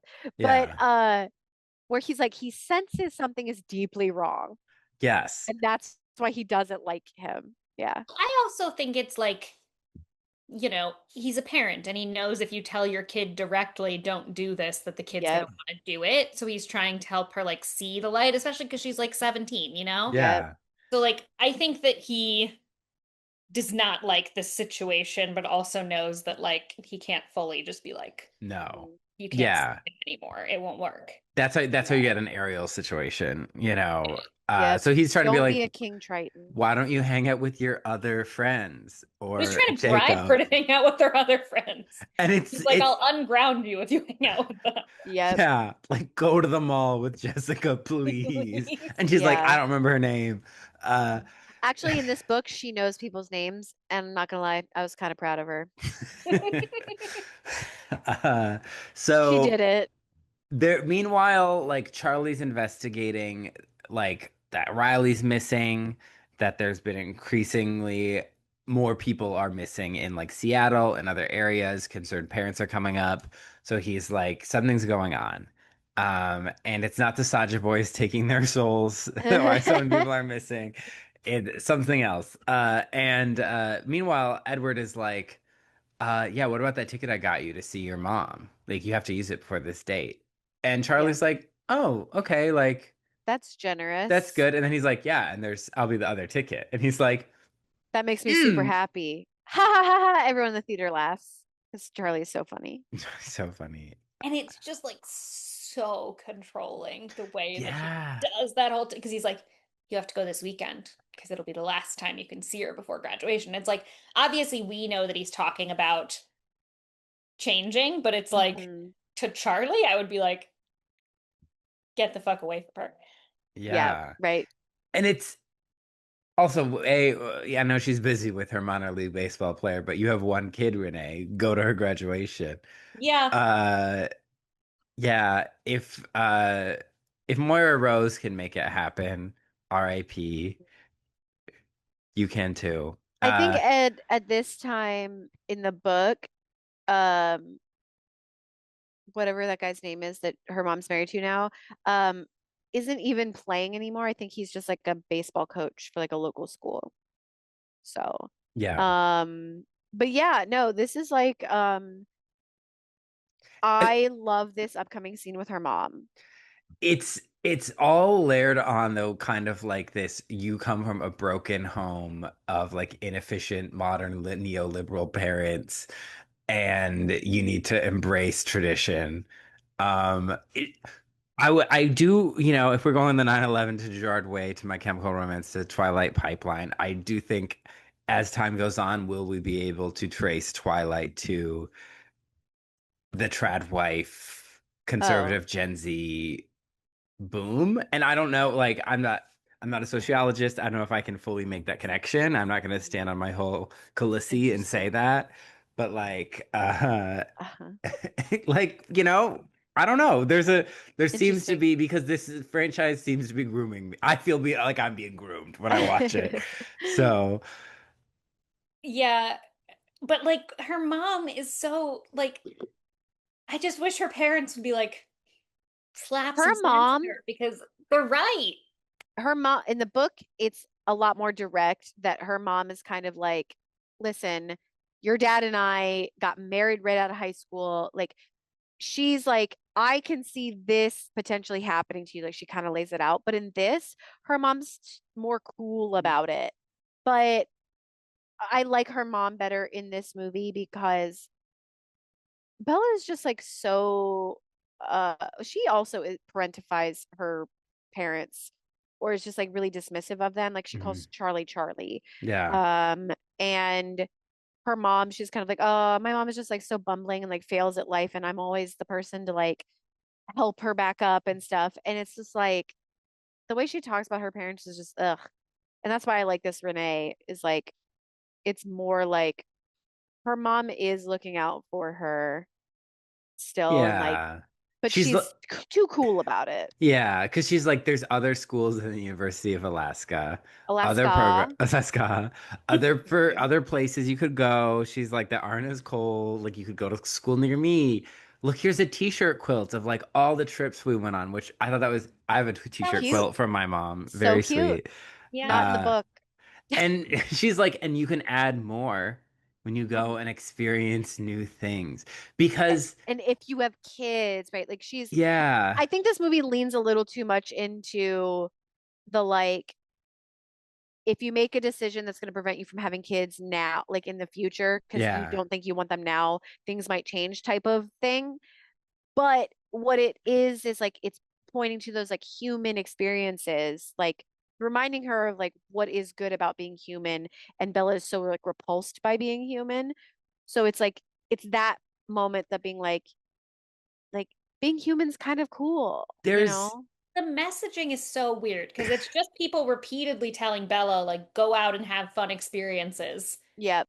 And then her ultimate thing is like, no. Ew. yeah, they're like, because it's not even like, oh, I'm choosing between mundanity and my office life and then becoming a superpowered vampire and I can travel the world. Or, Yeah. this is just like, oh, you could be basically dead, like living a shell of a life alone, or like with this small family, or you could go out and live. And she's like, I'd rather die. And it's like, what message were we sending to the depressed teens of the Literally. 2010s?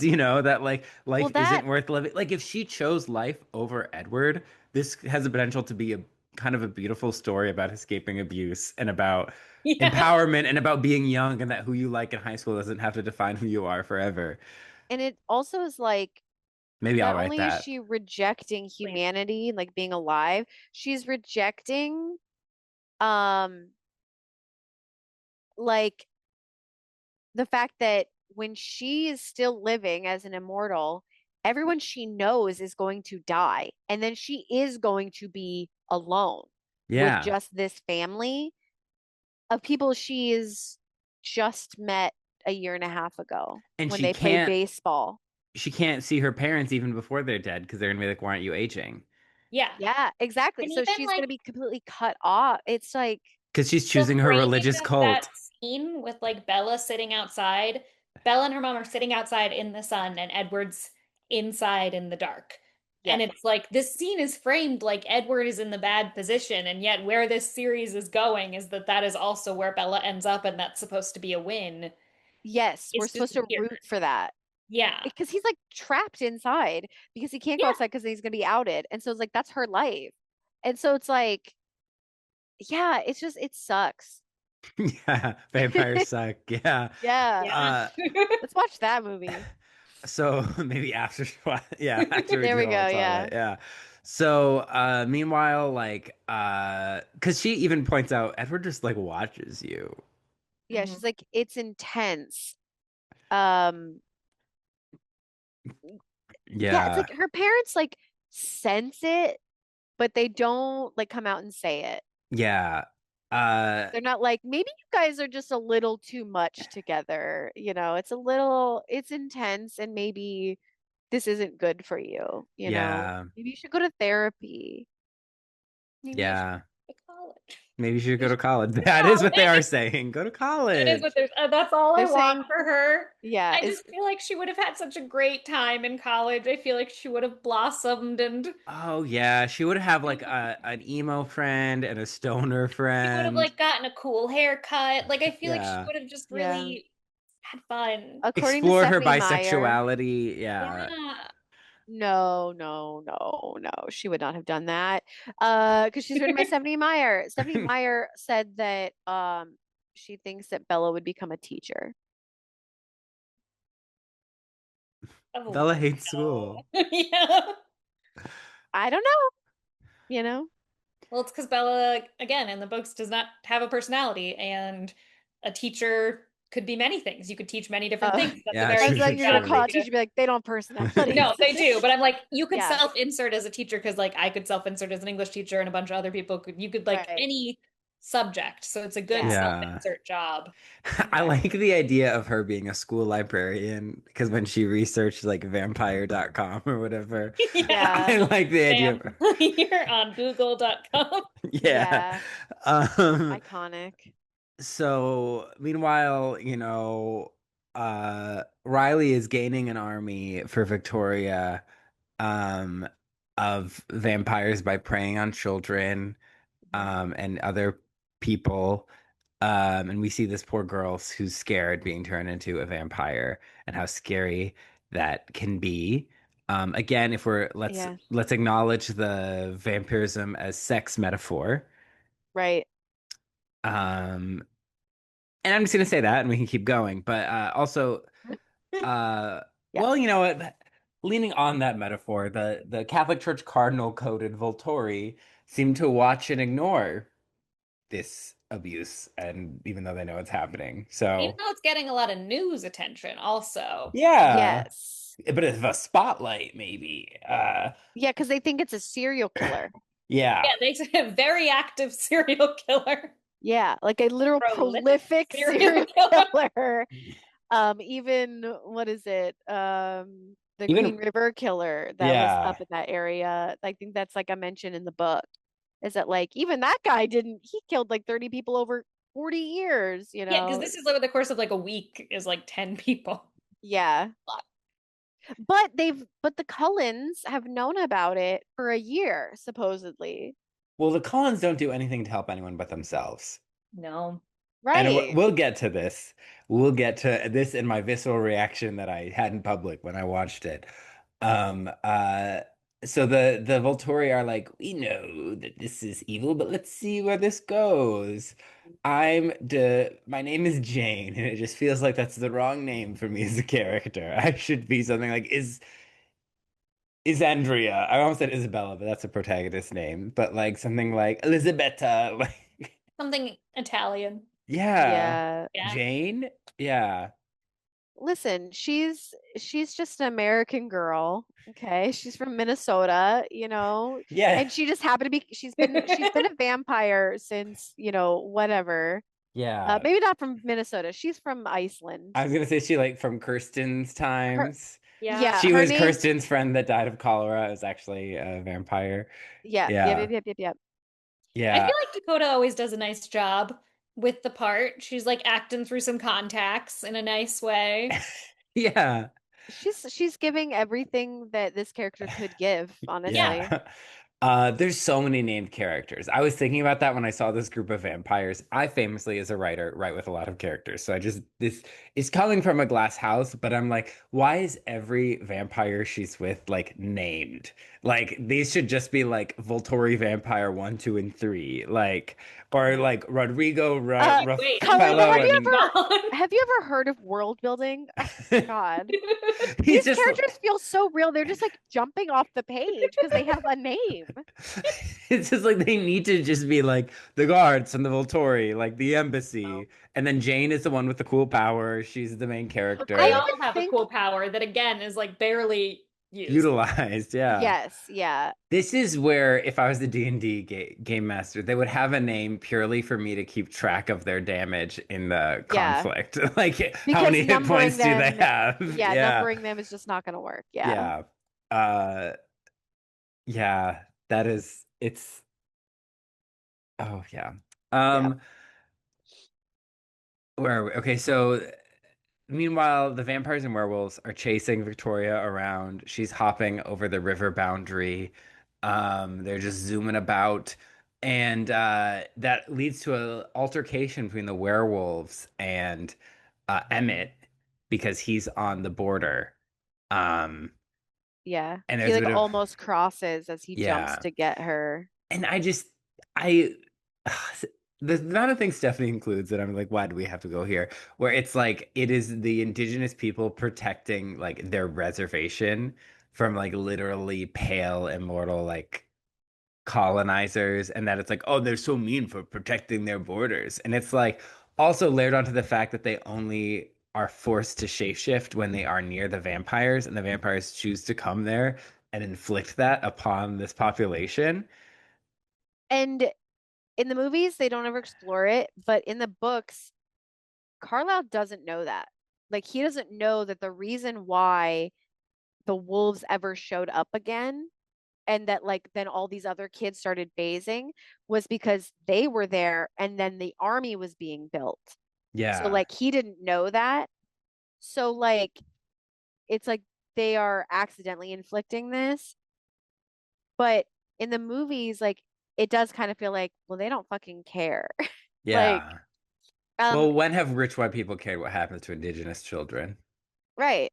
But I think the other thing that this movie is trying to do is it's trying to not only like villainize the indigenous people protecting their land, but it's also being like, well, clearly the Cullens have a good reason to cross, so like they should make an exception. It's like these people have already made an exception for the Cullens like 80 years ago when they showed up the first time. Like there's Yeah. no more, they have a treaty.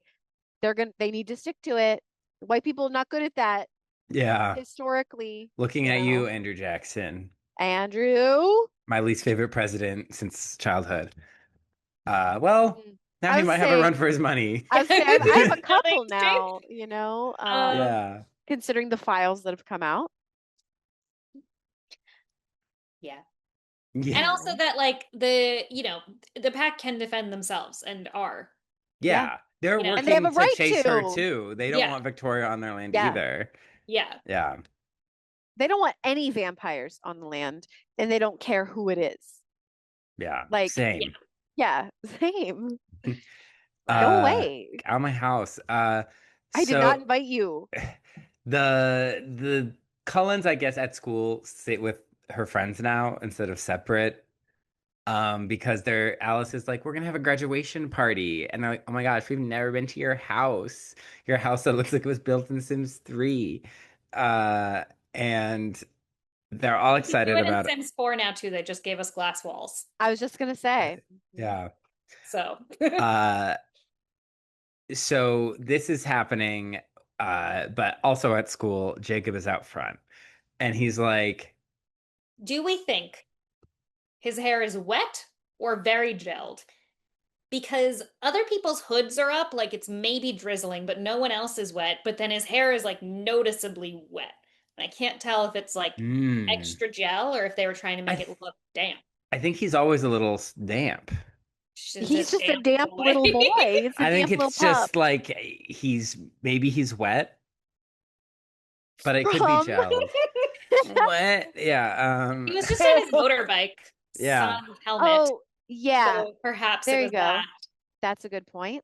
Don't also, in a movie all about teaching the kids safe things, Jacob then gets on a motorcycle without a helmet. Yep. When it's Yeah. raining, that's famously slick, makes roads And he slick. gives Bella one, but I don't even think she buckles it. No, no. Yeah, wearing a helmet's okay, but buckling's for nerds. Nerd. Agreed. Because Edward is like, what is she doing here? And Jacob's like, He "Sh- literally asks her when they're in the car, like they pull up, he goes, "If I asked you to stay in the car, would you?" And it's like, ew. nasty. She also has been reaching out to Jacob. Oh, we skipped over the truck scene where No, he I No, that think it's hasn't later. happened. That that hasn't hasn't happened. happened Yeah. yet. Yeah. Okay, I thought It that was does, it early is really hard to keep track of these events in a sequential order because it's because all none just of kind of them like tie there's together. no, yeah. Yeah, Um, but nothing relates to the other thing. it's such a middle movie in an insane sense. So they're in the car, so she sees Jacob and he's like, "Oh, what is the dog doing here?" And you're like, "You're old school and racist." That's it's like I know there's the fantasy racism here, but I think you're also just like regular racist. And he's like, "Well, I'm here to tell you about this. Victoria's here. The vampires and werewolves had an altercation." And she's like, "Edward, why didn't you tell me any of this?" And he's like, "'Cause like you're a woman and you shouldn't know things," or something like that. Like, and Jacob's like, "Well, I think you should know because it relates to you." Yeah, like And Victoria is here obviously to get you. she's like, "Why haven't you been answering my calls or my phone calls?" He's like, "I don't know what to say." But then she goes off with him. I think kind of to piss off Edward. Yeah, Which, well, petty and maybe annoying in another character. For her, I love it's her embracing only any kind of way. personality. I'm like, Not you even know just what? personality, agency. Agency. Yeah. Yeah, yeah. Like, do the things that piss off Edward. Do the thing you want to Show him do. your boundaries. And yeah, or break up with him. But That's never if gonna you're not happen. gonna, Yeah. yeah. So they go to the res. They see her, Edward, they see Jacob's friends. all the different werewolves. We talk about imprinting, and I cannot. It's so hard to follow because there's so many named characters, and they all have like normal names and Uh-huh. minimal screen time and normie Okay. costumes. So there is Okay. no way for me to keep track of these people. And again, Okay. I am good at keeping track of large casts. Uh-huh. Okay. So Jacob mentions about imprinting, Yes. and he mentions that it's super annoying to have Leah, who's It was behind like a you, love triangle. who have her in the pack, not because she's a girl, but because Sam and Leah were together. And then Sam imprinted on Emily, who in the book you find out is actually she's from a different tribe. She's from a different reservation originally. She's the one And who has the scar on her face. yes, and she is technically Leah Clearwater's cousin. And so in the book, it's very scandalous that, she comes to visit Leah. They were like sisters. He imprints on her on Emily. Emily, and then like Leah's obviously devastated. And she doesn't like know about the wolf stuff for a long time. I don't think she knows about it until she turns. Is this But this isn't the 3-year-old. He didn't imprint no. on No, her no, at no, 3 no, years old. That's no. Well, This yeah. I'm like, is this a Bible reference? Because was it Jacob at the well with Leah and Rebecca, and he really wants to be with Rebecca, but the dad makes him marry Leah, and he ends up marrying both of them. I don't know. I don't talk to Stephanie Meyer. But I'm like, I'm getting that. Wow, Yeah. like, yeah. I mean, maybe. Leah is Yeah. the one who, even when she transforms, she always has a shirt on, Yeah, right? because nipples. Nipple, yeah. Yeah. Female Like, nipples it is, it specifically. could be a cool, fun little angst thing that, Yeah. love triangle, but they just mention it and then they never Yeah. do anything. Yeah. Um, and it's interesting because it's like Jacob's like, it's so annoying to like hear about other people's drama, but then it's like, well, bro, you're also in a love triangle drama. And Like, you drag your whole tribe into it too. So they hear yeah. about your drama So all the now And they you time. put have to them hear in about two love danger. triangles because they have telepathy. Yeah. Oh, yeah. And I bet your love triangle, Jacob, is way more annoying because yours is with a girl who wants to be with a vampire and then the vampire. Yeah. So, like, at Uh, least they could forgive the imprinting thing because they're like, well, we can't control that. That's Yeah. just a thing that happens. um, But so yeah. they explain this, and he's like, "Don't be with him, be alive." And she's like, And Jacob gets really angry at Bella. "Yeah, this is scary." Yes. I remember being like, "Ooh, I just hope I And she this needs a is where safe I feel place." like what you're saying, Cullen, of them like giving him red flags. Yeah, It Yeah. does feel like they are trying to give him red flags with They're some trying of to his make him actions in this. repulsive. And they do that in the book too. and it is, you know what it's giving? It's giving the Phantom of the Opera sequel, Love Never Dies, where they're like, actually, Rule's terrible the whole time because they need to make you ship Right. her and the Phantom, the Right. murderer, you know, and it's just like character assassination. And it's even more Right. obvious in that one because it's like a sequel. Um, yeah. So again, this is where it starts to get blurry for me, trying to keep track of the events. But Charlie is happy that she's hung out with Jacob. Um, he's still annoyed with Edward, and he brings up something like about because she asked him like, "Dad, should people get married? Is marriage real? Or like, why didn't you ever get remarried? Why are you a failure at marriage, Dad?" And Yeah. he's like, Yeah. "Well, it's not that I don't believe in marriage. I just never found someone else." Um, and marriage is just the government getting into your personal business. But it is he's like, yeah, I don't like I never found anyone. He's like, but if this is because my 17-year-old daughter's asking this, if this is because something's happened, like, are you being careful? Like, there are ways to be careful. And he's like, ew, dad, I don't want to talk about this. And Yeah. he's like, no, No like it's condom good talks. to it's important to talk about, like, to make sure that you're safe. And he's awkward, but he is trying. It's not the worst parent talk I've heard. But she's like, I'm a virgin. Um, And I hate that. Shout out to when I was a Bible study leader in college, and there was this one girl who was obsessed with talking about being chaste and waiting for marriage because poor thing was just very horny in it, but like was very devoted to the idea of chastity. So she talked about it a lot, and uh, it was Constantly thinking about getting dick down. yeah, honestly. And it was like it was like a certain point where she'd be like, yeah, and like virginity. And it's like, well, this is a Christian Bible study. Yeah, we're most of us here are virgins, whatever. And then one guy was like, I'm a virgin. And just the way, like, we all were silent. And I wanted to be like, oh, we know, buddy. Like, We know. we It's know. okay. Not just because of the context we're in. Yeah. He's married now, so I hope he's having a wonderful life. And sex. And sex. I hope that too. But I hate that's what her being like, I'm a virgin and running off made me think. I don't know, it's just weird vibes. Because she's Yeah. like, Edward's old fashioned. Yeah. And then he's like, oh, I like him a little bit better. And it's like, what do you mean you like him bet? Like, no, what? I think it's just like he doesn't want Them having sex. But like, yeah. I think also like in Charlie's head, Charlie doesn't know that this guy's a vampire and that they're talking about her like turning into a vampire and being with him forever. I Yeah. think in Charlie's head, like she's gonna go off to college and they're gonna break up. right, So he's like, Yeah. I'm glad at least that you guys didn't sleep together, you know? right. Yeah. That you didn't sleep with this fucking creep you're Yeah, dating. like it's like Yeah. Yeah. I can see it from that perspective. And this was the 2000s, so it was probably just written on the dad being like, well, I'm happy that my daughter didn't have sex. But Yeah. Yeah. also from the perspective of like, I hate this relationship. I don't know that she's about to be tied to him for all of eternity. Yeah. um but she is still trying to go to hang out with Jacob at times.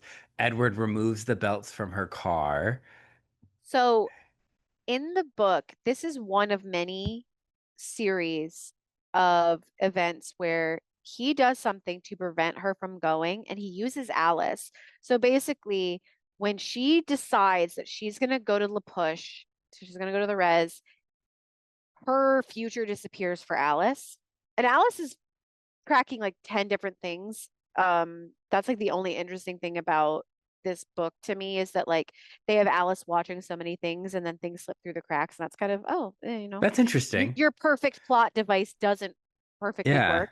It's actually like an interesting way she uses that flaw. But anyway, uh, but there's this of, fucking up the car, fucking up the truck, and he's like, I'll give it to you tomorrow. He also will, anytime that she like thinks about going, he reads Alice's mind that her future disappears and he comes back. He like basically like stalks her. Um, and um also he like forces her to have like a cell phone so that like they meet at the border so that he can pick her up when they're done hanging out with when she's done hanging out with Jake. And then Alice, when he needs to go hunt, Alice kidnaps her from school and they have a sleepover at the house and she's not allowed to leave. Um So she's yeah, the Ghislaine Maxwell of this. you She's a know, little and she gets a Porsche. Edward gives her a Porsche. It's kind Alice of or Bella? Alice. Edward gives her a Porsche, like the one that they stole in Italy.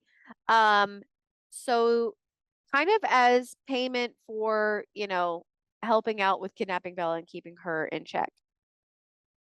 I that's And abuse. then That is finally, abuse. That is yes, and it's not said that it's abuse, but she's basically like, "Oh, why won't you let me do this?" She's like acting like a petulant child, and I'm not saying that's wrong, but it's like that's how it's being treated in the book is that she's just being a child, and obviously her parentified boyfriend is in the right for protecting her. It's like we're supposed to see it as romantic, and I'm like, that's abuse.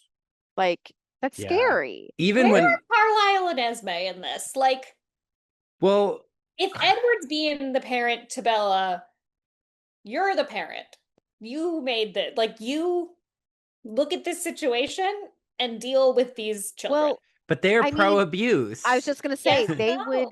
they would allow it because they agree that doing what you need to do to protect Bella. If she is part of the family, it's like, well, that's what we do. And if that means that like we have to imprison her, kind of like, oh Yeah. well. If that means we have to excuse the indiscretions and abuse of our male children and the way they treat women, then we will. Yeah, Bella was in no danger until you guys showed up. literally. Yeah. Like, leave Uh, her alone, leave town, and then Bella's fine. yeah. Well, she goes through a spiral, but yeah. Yeah, that's true. Uh, so eventually, like that whole car thing freaked me out. I was like, this is fucked. Yeah, When she's hanging out at the res and because also we get a lot of Edward being like, oh, I smell the animal. I smell the dogs. That's an yeah, animal. And it's like, you are racist. yeah, He Um, does like nothing redeemable in this movie, Edward. And it's like in the past couple, like he has little like romantic or jokey moments, and he's just like very dark yeah. in this yeah, movie. He's like a super bummer and yeah. really doesn't like there's no romance in this movie in a weird way. It's like the romance is the fact that he is uber protective, quote unquote, but that's just shielded abuse or just like Yeah. veiled abuse, right? It's poorly veiled. Yeah, it's like, and we're supposed to read that as romantic, the fact that he's willing to like prevent her.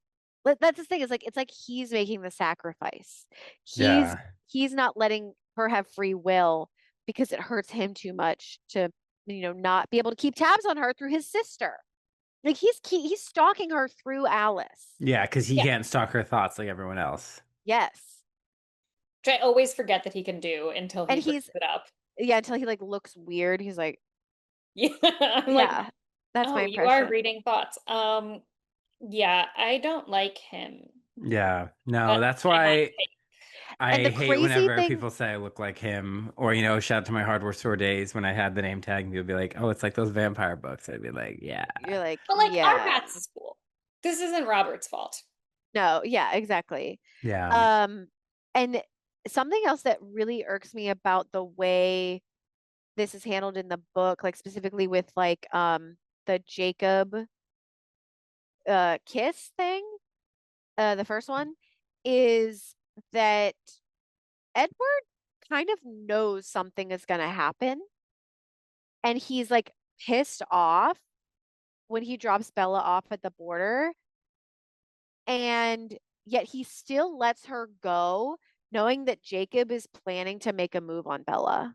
Is it bad that I'm kind of like, well, at least I don't At know. least he gives her free will, Yeah, to but like he's respond to that in her own way. yeah, I guess so, but it's just so weird that he doesn't even say like hey, like I can hear Jacob's thoughts. Like he's gonna try to make a move on you. yeah." Like warn her about that, or at least prepare her to be like, okay, I need to have a talk with him then. Like I don't know. Well, so It feels like first, withholding information. he loves to do that. Yeah, Uh, famously. so she goes to the tribe gathering, like the council, and he's like, "Yeah, we're here to talk about the lore. Like, you're the first person to like outside the tribe to get to be part of this." And she's like, "Oh, I would have like dressed better." And it's like, "What else do you own, Bella?" Literally nothing. And it's like pretty sure he's like sleeveless and or shirtless in this scene. Can't quite remember. But we go and we hear the legend of the Quaalude people, according to Stephanie Meyer, Yes. where they can they would turn into wolves in times of need. When the cold ones arrived, how it activates them, how there was a male cold one, and then there was a woman who, after they killed the male, who preyed on all the warriors and was massacring the women and children. Uh, Colonial themes, white woman murdering all these people, and then the chief's third wife. Weird emphasis on that. Uh, Yeah, it's explained in the book that like this guy had multiple wives, and I guess she was kind of his favorite. Um, but yeah, they don't explain the third wife thing yeah, in the movie. They and just so call her the third wife she stabs herself in the stomach because that's the only way she knows to produce to blood, I guess. distract. Yeah. Like you can't even cut your arm. And which Bella does later. So it distracts the vampire in time for the warrior to I kill hate her. that because I want to go, that's stupid to just like stab yourself when you could just cut yourself. But and then like Bella makes the correct choice, so she's smarter. Like that's what I Yeah. immediately get to go to think of because that's what the movie is trying to tell me that like Bella makes the smarter decision. Because she doesn't like kill herself. She just like cuts herself. And so it's like I hate that the movie codes it that Yeah. way. And that's how I read it. I have to go, no, this woman, the third wife, was in such an intense situation where she was watching hundreds of people being murdered in front of her, her people, She has less context than Bella less does. context than Bella does. And so she's like, I need to make a sacrifice. And so she does. And so it's like, I was like, actually, that's way cooler, way more Yeah. honorable. Well, and it's also like it doesn't really make sense when you think about it because you're like you're on a battlefield. There's Yeah. already a lot of blood. It True. That's also, I've never even literally thought about it that. That's is so smart. Like, how is she? Yeah. So who knows? it is something that people do in stories though. It's like Yeah. very Right. story logic, like, and Yes. I think sometimes when you apply real logic to it, you get that a lot with certain Bible stories, I think, where it's like this Yeah. is written with story logic, but Christians have begun to interpret it with like realistic logic and then derived things that are unrelated to what this story was meant Yeah. to. Maybe the story meant we don't do human sacrifice, not like you should be willing to kill your child for God, you know, like Right. like maybe Oh, like Could Abraham. say. like I think that's kind of what they meant when they wrote that, Yeah. but all right, we're gonna go off in this way. But like this is yeah, so she hears about all this and basically that the vampires just bring sorrow and ruination to these people, and she's still like, I want to be one. And Jacob is like, no, you could live, you could have everything with me, and then he kisses her against her will. Yeah. He even has a line about consent later. Or like he listened to her consent. And I was like, well, I guess he learned because he did not hear. And she punches him and breaks her arm because she's a fragile, delicate waif. That and he is also just like so tough and hard because he's this mythological creature. Yeah. But I'm like, girl can't get any cool moments. Yeah. And then Charlie's reaction in the movie is like cut off. But in the book it's way worse where he like kind of like congratulates Jacob for kissing his daughter against her will. Um, yeah, so and also is like asking Jake if he wanted to press charges against Bella. Oh, Not So that's Bella. in the book. No, no, no, no. It's not the other way around. well, I'm Uh, glad they took that out. Thank I also goodness. like yeah. that she goes home. Her dad finds out. She's like, I broke my hand. And then she's not at the hospital with her dad in the next scene. She's at the Cullen's She house goes to Carlisle, yeah. with Carlisle, which is like also very, Hey, Abuse listen, coded. no Yeah. even though it that wasn't from Edward, but it's but also, hey, no insurance bill. fair. Yeah. I do it too, you know? Yeah. They don't But have an X-ray machine though. yeah, they X-ray vision. Does one of them have X-ray Well, vision? That would no, be a that would be crazy power to great. pull Well, out. you know what? We don't know. We don't know if Carlisle actually has a power. Maybe it is X-ray vision because he does when later on he's like looking at Jake's ribs. He's like, "Oh, they're broken," and he's already healing. It's like he has Oh, X-ray vision, and I it's a thought his secret. power was just like super control over his bloodlust. Oh, Oh, I just boring. thought Yeah, that I was think that because he was was so correct. old Yeah. and In the same practiced. way that like Emmett's is like super strength, but But they're they're all all super strong. strong. Yeah. Yeah, like I don't know. Yeah. Uh so see, I'm like, yeah, that's when I hated like the first water Toa and Bionicle had a water breathing mask. Then all the other ones could breathe underwater too. And it's like, what's the point? But Yeah, yeah. We're okay, we're almost at the grad party, but first Jacob and Edward have to fight over her because they're mad about it. She's like, no guys, stop fighting over me. yeah. It can feel great, speaking from experience, to be in the middle of a love triangle, but not that great. No one was coming to blows, and I think I would have hated that. Um, It gets old, you know, yeah, like it's fun for a minute. yeah, I have not no for experience with that, so you know. I'll live through you vicariously. Me and Bella, yeah. Yeah, you and Bella. Yeah, Guys, no, don't fight. Then we go to graduation where Becca from Pitch Perfect is yeah. just like life is just beginning. Choose your own path. Like you can do whatever you And it's It's want. like her Elle Woods moment. it's a good speech, It and we're is. supposed to be like, nope. That's dumb. Because she's like, Lame. you can choose a new career, you can choose a new major, Fall you in can love learn, a fall in love. lot. Yeah, Yeah. like your life Yeah. isn't decided at 17, and the message that we're supposed to come out of the film with is like, no, Your it life, is. you decided Yeah. your life at 17, and you should Yeah. do that for And you love It's great. and you when should it's an die for love. 111-year-old man. Yeah. Everything Jessica's saying is dumb and disposable. And you're like, Yeah. no, but it's ugh. Uh so and we get the grad party and Jessica's like, oh my God, my speech. And Bella's like, yeah, it was like good, I guess. And Alice or then Jacob's there and she's like, what are you doing here? And it's like he's like, you invited me. She's like, well, that was Yeah. before you kissed me. Uh And then he gives her a bracelet and it with a wolf has on a it. wolf on it. And it's like he's like, I made it. And I'm like, no, you didn't. Yeah. And then Sorry, she but you didn't. proceeds to wear it. Which I can understand. He does say, "I'm sorry. I like that he takes responsibility for his own actions. Like I shouldn't have done that. Sure. Not like, oh, you were so tempting. You forced me to trap you in your Right. car. The bar's in hell. So he's just like, Literally. I am responsible for my own wrongdoing. Here's an apology bracelet. And sure, that's lovely. Maybe that's you put that in your jewelry box and Yeah, you you keep don't that as wear a it. memento. You don't wear that. Um, but Alice, that's so Raven's at the party, and it's like Victoria is coming. Half of Africa during British history. Wait, Victoria's army is coming. Um, Uh, so Jacob is like the werewolves are gonna fight with the vampires to protect Bella because I love her, even and though also another reminder that Jacob is not the decision maker for the pack. no, It is Sam he's not the for alpha, now. and he chose not to be the alpha. Yes. Unlike Scott. Howell? No, is that's the guy in Monster Prom? What is the guy Oh, in yeah, that's right. Scott That's right. McCall is the McCall. Oh, Scott in Teen Wolf, who is the alpha. But I think also against his will, but he yeah. embraces it. Yeah. Yeah. I'm also just like, at this point, maybe I'd just give up, Bella.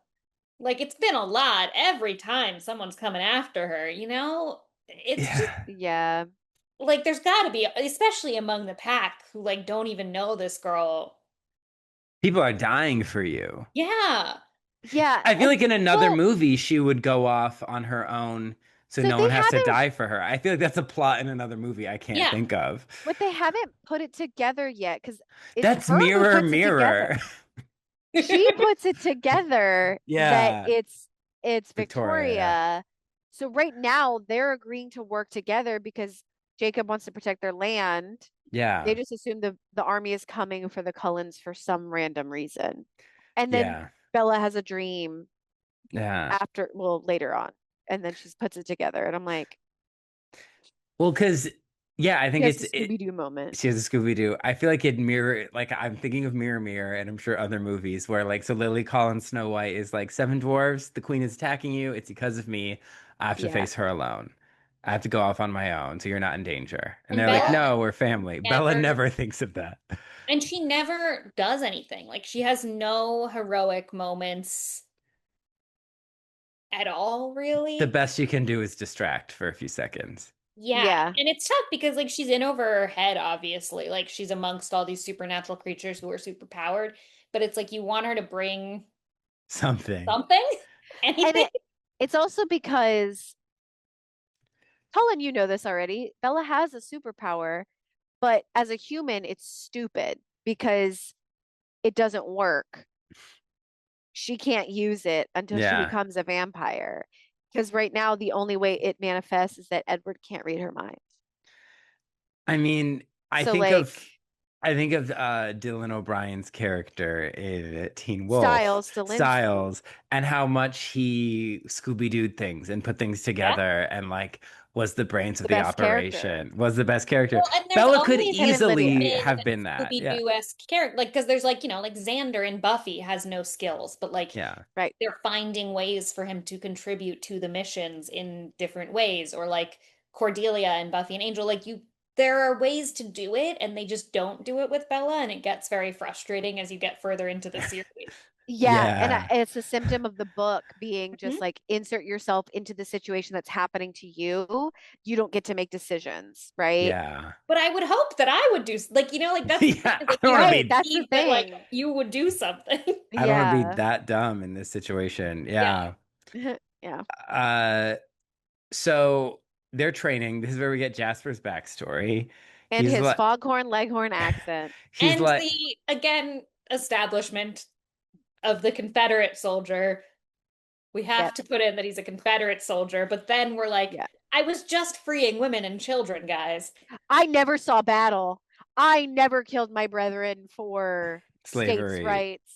No, states' rights, Cullen. Come on. Come on And whenever I now. see Jasper, I'm like, how many black people has that man killed? That All he was is doing was freeing women and children and then And coming black to people. the Confederacy, famous for freeing and wanting people to be free. States' Yeah. rights. Uh, where's the states' rights community spiritually. now? Let's just say Well, that. Where's so he is a Confederate, and I'm like, doesn't even have to be from America. He's an immortal vampire. He could be in any war. He could be from the War of 1812. He could be from the Hundred Years' War. He He could have been could from be, the North. yeah, he could have been a Yankee. He could have been an Icelandic Viking. but that's not okay, the Viking thing, very sexy, very in, You can make especially at this time. any But that's soldier the thing. sexy. It comes back to what we talked about with what was it that we talked about? Beautiful Like, creatures. yes, about like our obsession with like Confederates, like Mm, the Southern Gothic thing. yeah. It's like that's what she's just pulling, right? She's not doing like research. She's just like Confederate soldier. Like that's what we romanticize that. Yeah, but we romanticize Not other me. things. Yeah. True. But so meets Latina or Latina coded vampire, an Yeah. evil woman of color who bites him and uses him to train and eat her army. We get this scene of him training and then eating or preparing to eat a little boy again, right as we're leading into vampirism as sexual coding thing. We get Jasper about to eat a young boy. But he's redeemed by his heterosexual love for Alice, who cleanses him, and it doesn't matter all the bad things he did in the past, Yeah. Mhm. Because because she's he's just so saved. sweet and she's a manic pixie dream girl. Yeah, because if your president trafficked young women, but that's in his past, he's saved now, so it's okay. He doesn't need to see Yeah. consequences for all the Yeah. abuse. Yeah, yeah. Sure. Um, And Alice is so like chill with all of this in a way yeah. that doesn't reflect well on her. Like, Well, She's she complicit, she mhm. looks at complicit things queen. Yeah. through Alice colored glasses because she doesn't see the past, she sees the future. And so Oh, she sees their future together. So she's like, well, I don't care about the past. that's I a nice forgive him. way of looking at it. That's what it is. I Yeah. think in a better world, Alice could have been a designer on Trading Spaces. Isn't she? She definitely is. I feel like As soon as you said that, I was like, no, that happens in the next movie. um You haven't seen it yet, but it happens. so meanwhile they arranged in the middle of all this training for them to get alone time in the house and she's like, "You're welcome." They're in the house, she wants to fuck. They can't because it gets too much for him. He's gonna dig her down to death. But instead he has to save her soul. They should get married. Um, I hate this. hate it. And it's so the frustrating thing is that like obviously it's not like obviously both parties should agree to want to have sex. Yeah. That's like a very healthy thing to be showing.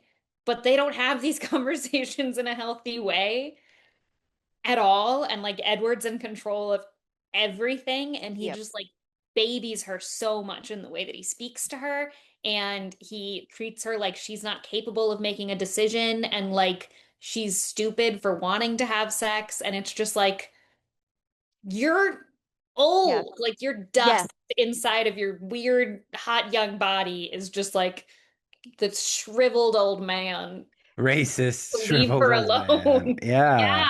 Yeah. Like it definitely is literally just like all this parentification. Like he is so old that like if he was a newly turned vampire, it would be very different. Like they would be equals. What if And he this is was so 37? lopsided. How would that feel? I think people pointed that out before that, like, Still better, no, but but like we say, oh, they're 300 years old. It's like, ooh, they've seen so much. But if it's like, no, they're 35, it's like, that actually feels worse. Why I Yeah, are you and I dating a was teenager? talking with Josh about right. this yesterday when I was watching the movie. Like, I read a lot of fantasy, and romantasy has a lot of like the guy is like 500 Yeah. and the Yeah. girl is 20. And what always bothers me about those is that the guy still acts like he's 20. Yeah.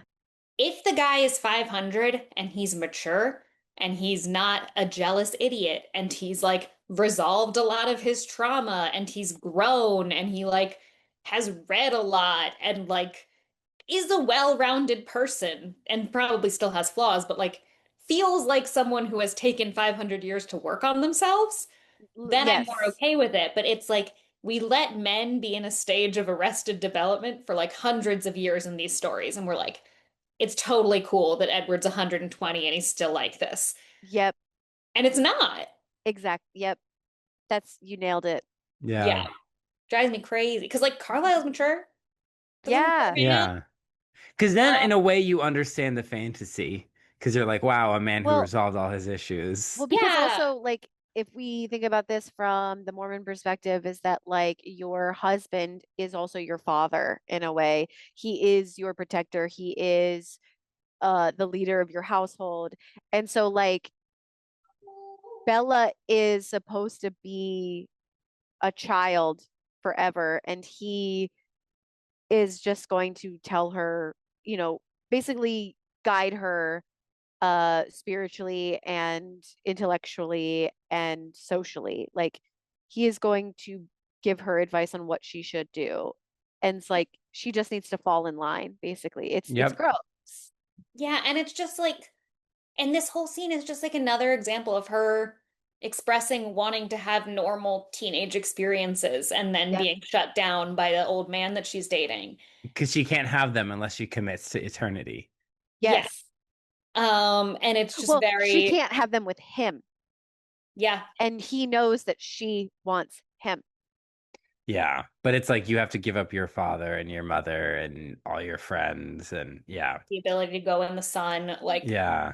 and never Yeah. once is she like, because like during the action scenes, I just wanted to Bella to be like, damn, it would be sick to be able to run that fast. Hi, kitty.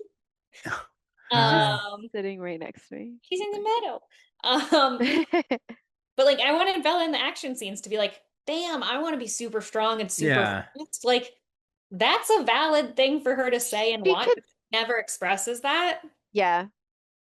I don't know. And the way that obviously this scene is romanticizing this proposal because she ends up saying yes, and Cullen has written here it's an ugly ass ring. It absolutely is. Um, Yeah. but it's like romanticizing the idea that you should be marrying a parental figure. Like that's who your partner should be if you're a woman, is should be a father figure. That is the right thing to do because you're supposed to be the one that falls in line.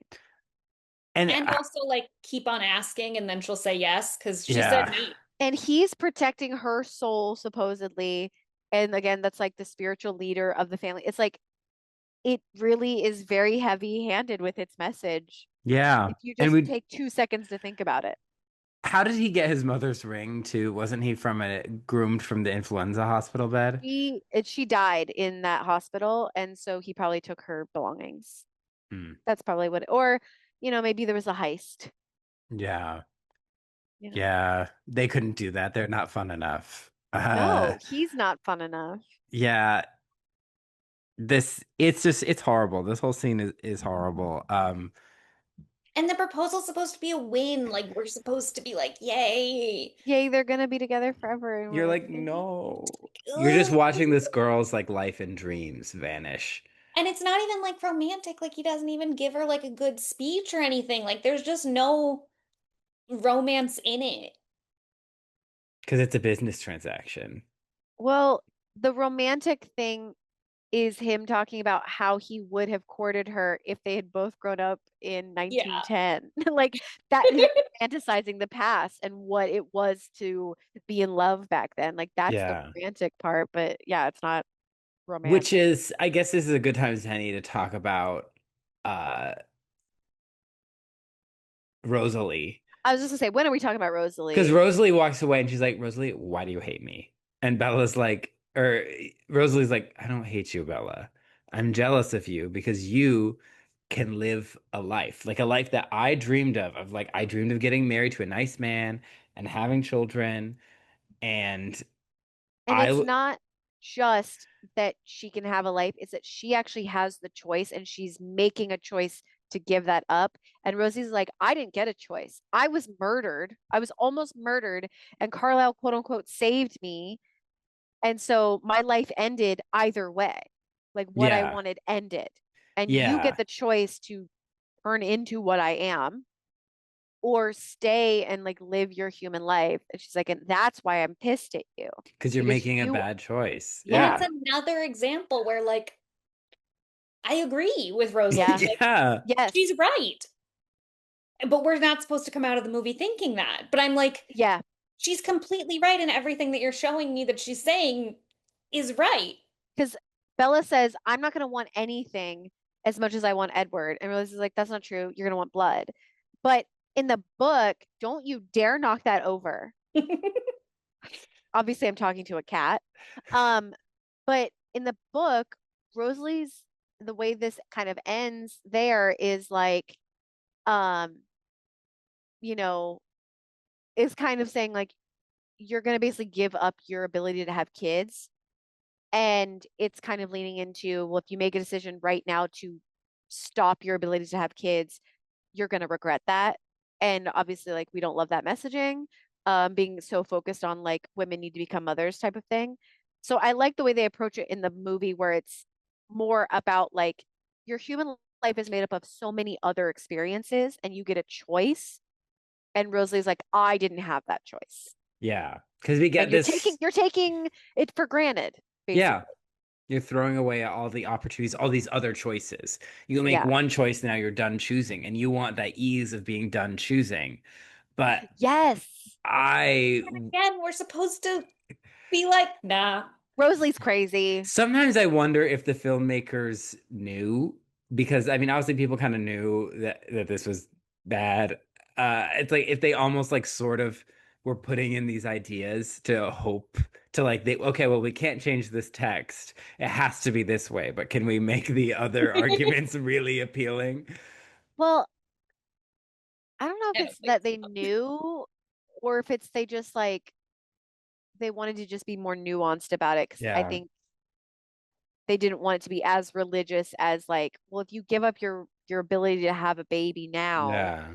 like I think they wanted it to open up a little more. Also, I Yeah. think to speak more widely to people, Yeah. Yeah. to young girls Yeah. specifically. Yeah, because we get the flashback of Rosalie in like the 20s and she's gonna marry this guy, and then she's home one night by herself, Walking, unchaperoned. yeah. And so this rich guy and his friends take advantage of her and assault and leave her for dead. And then Carlisle It saves her. is, even though like obviously you're watching the scene and like that's traumatizing, the description in the book is way worse. Like it is way more intense. Um, I mean, obviously, like they don't explain what happens, but the like the what they imply is way more obvious. And also it's a much longer description, um, where, you know, she talks about uh the pain that she goes through and stuff. And Oh, yeah, it's very intense. that was hard Don't, to, I mean, it was hard to watch in a, yeah, it's yeah, very hard. I always, I get the creeps every time I see that guy in anything because that is who I think of. I think of Royce Mhm. King, whatever. Um, and also Rosalie in the book, she's very aware that she is like playing into a role in society. And I think that's like really interestingly nuanced in the book, but they don't get into that here in the movie. That is actually boiled down and Yeah. Other simplified. Cullen siblings are very barely touched in all of the movies. Like the whole Yeah. family, they don't really have time for. Yeah. So they all kind of just seem like there. Yeah. That's the thing is there are a lot of characters that are just there. I Like think, Emmett. yeah, when I think of like when you're writing for a large cast, you want people to be multi-layered like that. And they're not just, oh, this is all one person's family. They're also friends with this person and they're connected here and they can serve multiple story functions. That's the only way to make a large cast without people just like standing there for group Yeah. scenes, is for people to kind of have multiple roles in a story. Um, but that's not what they're just there. Yeah. Because And in like every movie, it's like there's like two or three who aren't just there, but then the rest are just there. So like in this one, it's like Alice, Jasper, and Rosalie have something to do, but like, as we said, Esme has three Esme. lines. Yeah. yeah. Emmett has, I think, They're two the Emmett lines. Tina just and runs. Artie. Yeah. Yeah. Yeah. Are we missing someone? And like in the I last can't even two tell. movies, like Rosalie didn't really have anything to do except Yeah. Claire. Scowl. Yeah.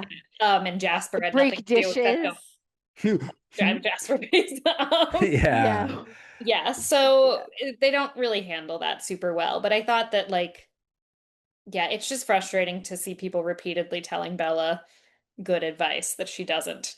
Yeah. Yeah. Or just like Specifically pointing, women.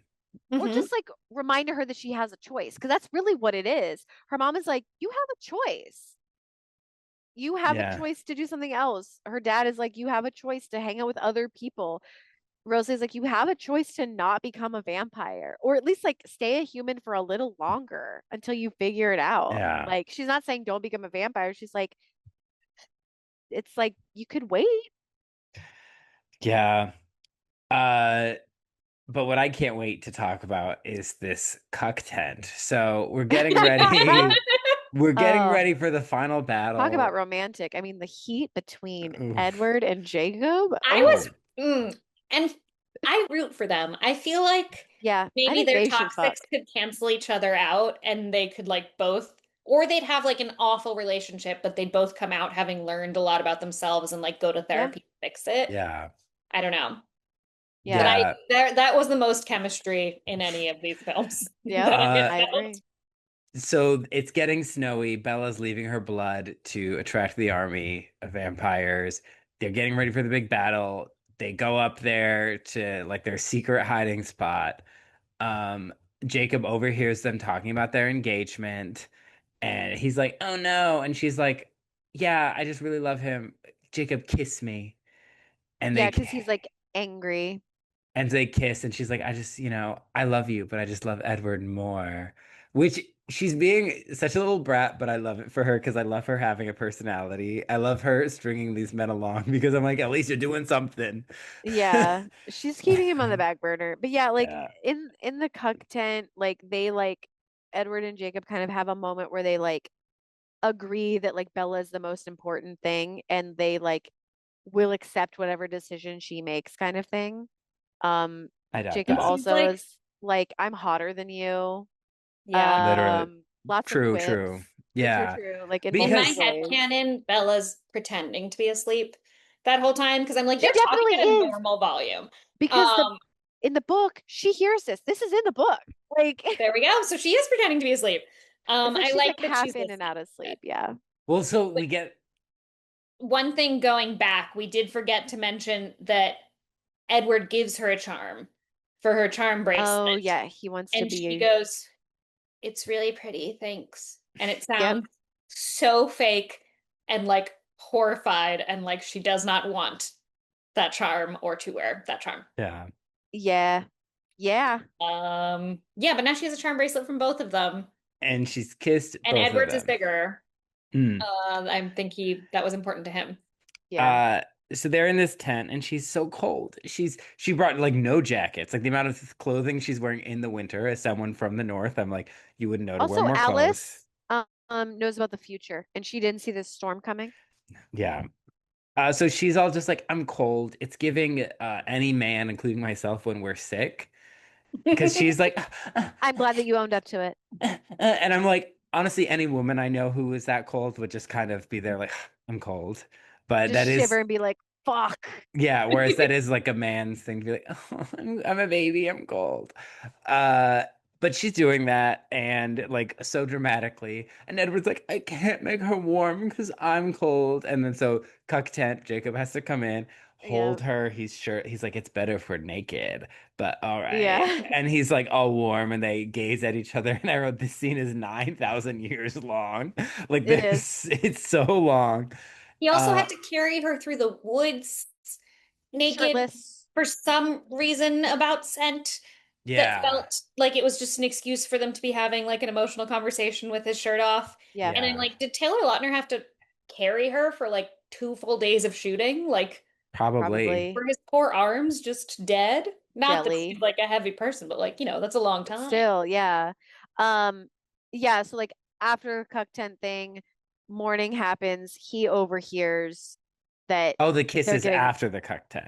yeah. Yeah. Okay. Um, and then the kiss with Bella fuels him to go into the fight. And Edward is like, I'm mad about this. I smell him on you. And then, but they're in this fight.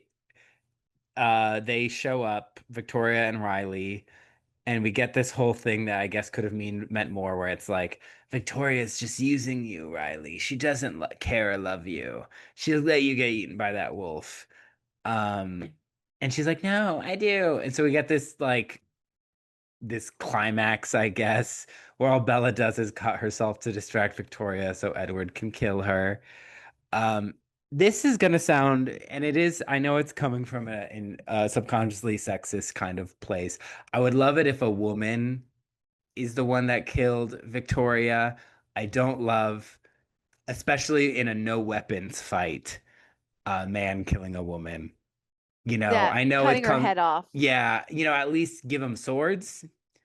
Um, katanas. Yeah. Something, yeah, give them Lack a of swords katana. Ninja in these stars. films. Yeah, just like A, so then everyone isn't dressed so fucking boring, but B, just like it leans into the fantasy violence aspect and less of man killing a woman Killing with a his bare woman. hands. Because that's not a fantasy, that's just the world we live in. And I Yeah. don't, and so It at is least if it was like also, Rosalie, who was like, you know what, leave my family alone. yeah. And also like from what you were saying earlier, where like the antagonists all look and fight the same as the protagonists, Yeah. all the fights also look the same. Like, Yep. spoiler for Breaking Dawn, but like this This is is the what the same finale looks. sequence. Yeah, like it's Yeah. also a snowy field. And so Yeah. it gets kind of like, and they don't have anything to interact with but each other. Yeah. Um, It's not like if it's you not even think, like the ballet studio from like one, Yeah. yeah. where there's like the class, like there's like stuff happening. Like it's just not visually cool. No, it's boringly choreographed and fought. And they Yeah. had the budget to do something cooler. Like I Yeah. Yeah. think of when you like I always think of the 2005 Narnia as the top tier for like how to use different creatures in a fantasy battle. I think they did that so well. And I guess they only have two kinds of creatures here, but still they're so poorly utilized. I just think putting them somewhere other than the woods. Yeah. And I Yeah. know it was the woods in the book, but And it when is it was just like, snowing, like yeah, it could, it's just like there's nothing to do. Like you're just in a clearing. So there's Yeah. only so much that can happen. Why not an abandoned mall? Yeah, something where like you could sure. be running. Yeah. Yeah. And I also think Makes it like happen. the way that Victoria's killed is also reminiscent of how James is killed. That like, Hmm. but it's just repetitive. And Yeah. like there could be something to be saying like, oh, well, like he finishes her off like he did James and like so it's like poetic justice. Like, but I don't think it's that. Oh. That's too generous of the for these movies. Yeah. Yeah. Um okay, so that's the Then battle. they meet him at the where the battlefield Oh, the and Volturi show up. Oh, there's also this one last minute, like one last vampire that somehow manages to hurt Jacob. And it's like, oh no, he's hurt and he's rapid healing. We got to fix him. And then the Volturi show up to be like, oh, we watched all this and we didn't do anything about it. And they're like, oh, why didn't you? And they're like, we don't know. And then they're like, who is this girl? And they're like, oh, we didn't kill her because she was young and This is she hashtag surrendered. Bree. Hashtag Bree. And they're like, oh, well, according to the law, she has to die. And they just kind of are like, no. And they go and they kill her. We hear her scream. And this is where I viscerally out loud said in my workplace, I hate wasps. Because like to me, the Cullens are stereotypical upper middle class They don't do wasps. anything. They're like, oh, it's terrible that these people do these murders. We don't do these murders. We'll actively watch these murders happen. We'll be in the same scene as these murders and we'll just turn away and be like, Be- that's a shame. That happened at the end of the yeah. second new moon where they hear the tourists screaming. Yep. And I'm like, then they let this It's girl because die. they can't do anything about it because of the hierarchy. That's their excuse. It's Yeah. the And vampire that's they hierarchy. should have listened and It's followed the lame. laws. They should have it's like that kind of like culture as long These as people we have don't no do it. morals. They have no morals. They Well, even like them not hunting humans, like they It's never, performative. That's yeah, they all it don't do is. that with anyone else not hunting humans. They don't, I'm not convinced I'm not convinced that they are doing it because they want to be more morally or less morally Mhm. bankrupt, I guess. I think they do it because they don't want to be as conspicuous. Yeah. Because I'm like, those deer have And it's feelings. Yep. performative. Like I've seen Bambi. Yeah. they don't want to be spotted by humans, so like it Mhm. makes their lives easier to just be vegetarians. And then also they want to be performative and think they're better than other people. Yeah. So it doesn't matter Vampires, I that should say. those animals are all suffering and dying. And Exactly. it also they don't care about these humans that are being massacred. And so they have this like fake morality and they're all Yep. chaste and abstinent. So their sexual morality is what makes them just. But they literally will watch innocent people be Literally murdered. America. It's literally America right now. I, uh but it is also just like on a storytelling level, it gets really frustrating because you're yeah, like, do something. Like you want your main characters to do Just something. to be And a yes. hero. all they ever do is react to people attacking them Yeah. Like and Bella, barely even that. they're just like, Because they oh, Bella's turning date has been set, so we good. Yeah. yeah, like the standing up to the Volturi is not actually standing up. It's just reinforcing their hierarchy. Yeah. And they just so they're just not heroic. Like, and I know you can have anti-hero characters, but this isn't They're not set up anti-heroes. to be anti-heroes either. It's just They're just boring. yeah, they just don't care about other people. They'll let injustices happen. But Yeah. the werewolves will fight to defend an innocent life. Mhm. Yes. Um, okay, so basically she rushes to Jacob's side, and she's like, I love you, but I love Edward more. And he's like, I guess it hurts, but I'm okay. And then he's like, maybe you'll change your mind. And then they make out in the fields and are like, we shall be wed. I guess we gotta tell your dad. That's going to be so Why dangerous. you gotta be so rude? And don't you know I'm not a human too? Look at that. So, yeah, look at that. Yeah. And that's how it ends in the same field that they started with the same question they were discussing before. So, really, what a waste of 2 hours and then 4 hours or however long we did to record this. Yeah, Uh, yeah, and do we have more thoughts? it's a movie. I I love that it's not the Melania movie. That's my favorite thing about it. yeah. I want better for her. I want better for us as teens. Yeah. Yeah. Um, yeah. What a I bummer of a film. I just like I love watching this movie and not thinking about it. And then when we get in here, I'm like, actually, I hated this. Like that's the thing is that like these movies go down so smooth because I am turning my brain off. For And me, then you turn your brain on, you're like, whoa. the rest of the franchise works a lot better for me because there's other stuff happening. In this Yeah. movie, just like the fact that there's nothing happening makes you just focus And Yeah. exclusively on. I I mean, could not also turn my brain off. I was just enraged. the Yeah. rest of the the rest of the series, people aren't in danger. It's really just them trying to stand up to the Volturi. Yeah. That's really all it is. So yeah, it's like people are in danger in these first three films because people are dying. Kim. And then it's like, And then in like 1 and 2, Edward is not great, but like yeah, he hasn't escalated to the point he gets here. And then by like 4 and 5, like at least she's a vampire. Spoiler. yeah. And they're married. Thank God. Yeah, like Yeah, now they can fuck without being sinful. Yeah. oh, God, Cullen, Cullen, I you're not can't. ready for I that. just gonna say I can't wait. Okay, next year we need to be watching these movies together. Like it has to happen. We're gonna make it happen. Yeah. Uh, I don't want Cullen to be alone during that. No, no, no, no, no. so I guess time for a big final question. Hannah, was that your fantasy?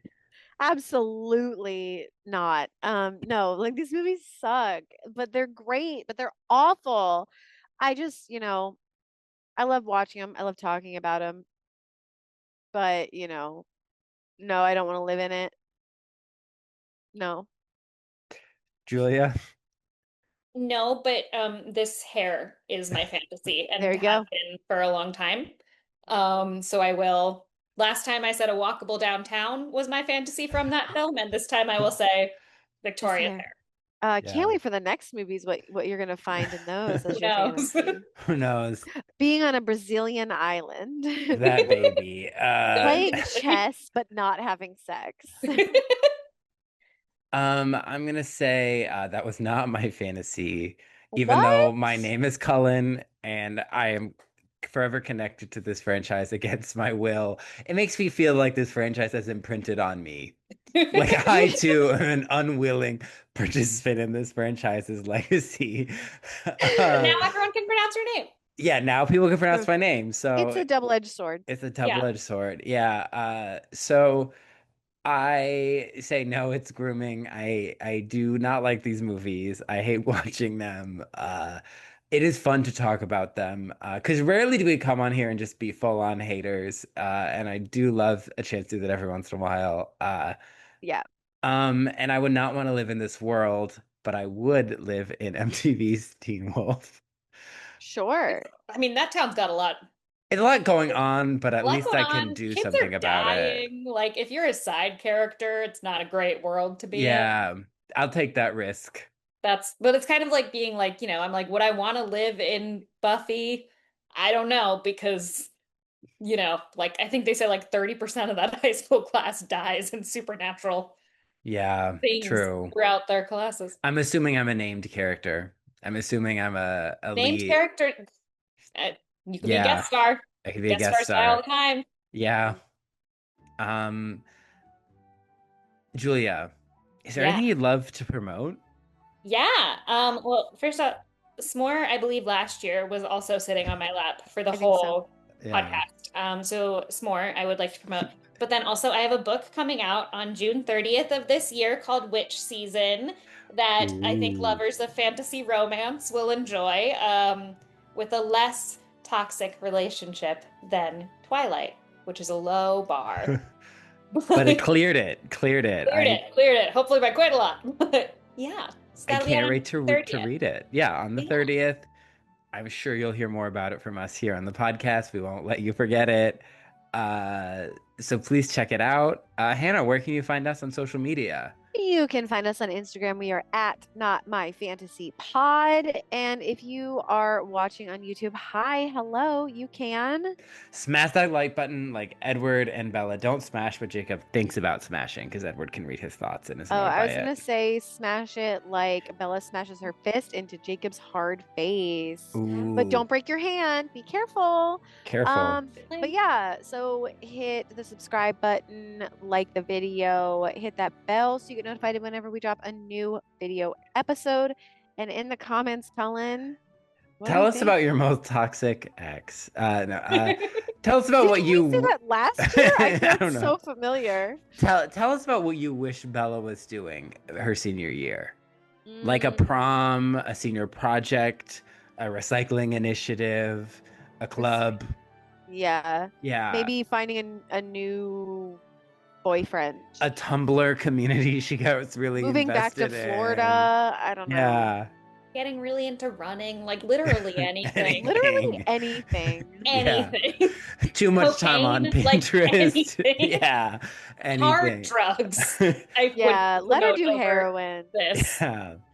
And you Yeah. can find me on Instagram at Cullen Ever After, and I will most likely accept your follow request unless I can't tell if you're a porn bot or not. In Valid. that case, send me a message and say, "Hi, I'm a real person, not a porn bot," because I'm no longer public, so now I have to accept the follow request. So Oh. yeah, the Well, porn. I'm still public if any porn bots want to follow me. She You welcomes them. have to like my posts about my book. Yep. Yeah. All of them. Yeah. All of them. Otherwise, the porn bots picked off the line. Gone. Yeah. Yeah, and then tune in next week for our next episode of Supernatural Romance Month, where we're journeying. I don't know where this movie is set. I actually haven't seen it. We're talking about Guillermo del Toro's Frankenstein. Yeah, I mean that's gonna be almost kind of the end of Supernatural Romance Month. We do have another kind of like another one's gonna happen kind of in March, just Yeah. because of when that movie is coming out. But yeah, I'm excited to talk about Guillermo del Toro film. Our first on the pod? No, we did Shape of Water. Oh, that's right. I almost forgot. But we haven't done his Pinocchio. We said we did, and we did the other one, the Pauly Shore. The hand motion she excellent makes one. in Shape of Water. Yeah. With Yeah. the penis. Yeah. Yep. Great film. 10 out of 10. Excellent. Honestly, yeah. But yeah, so we will see you guys next episode. Bye.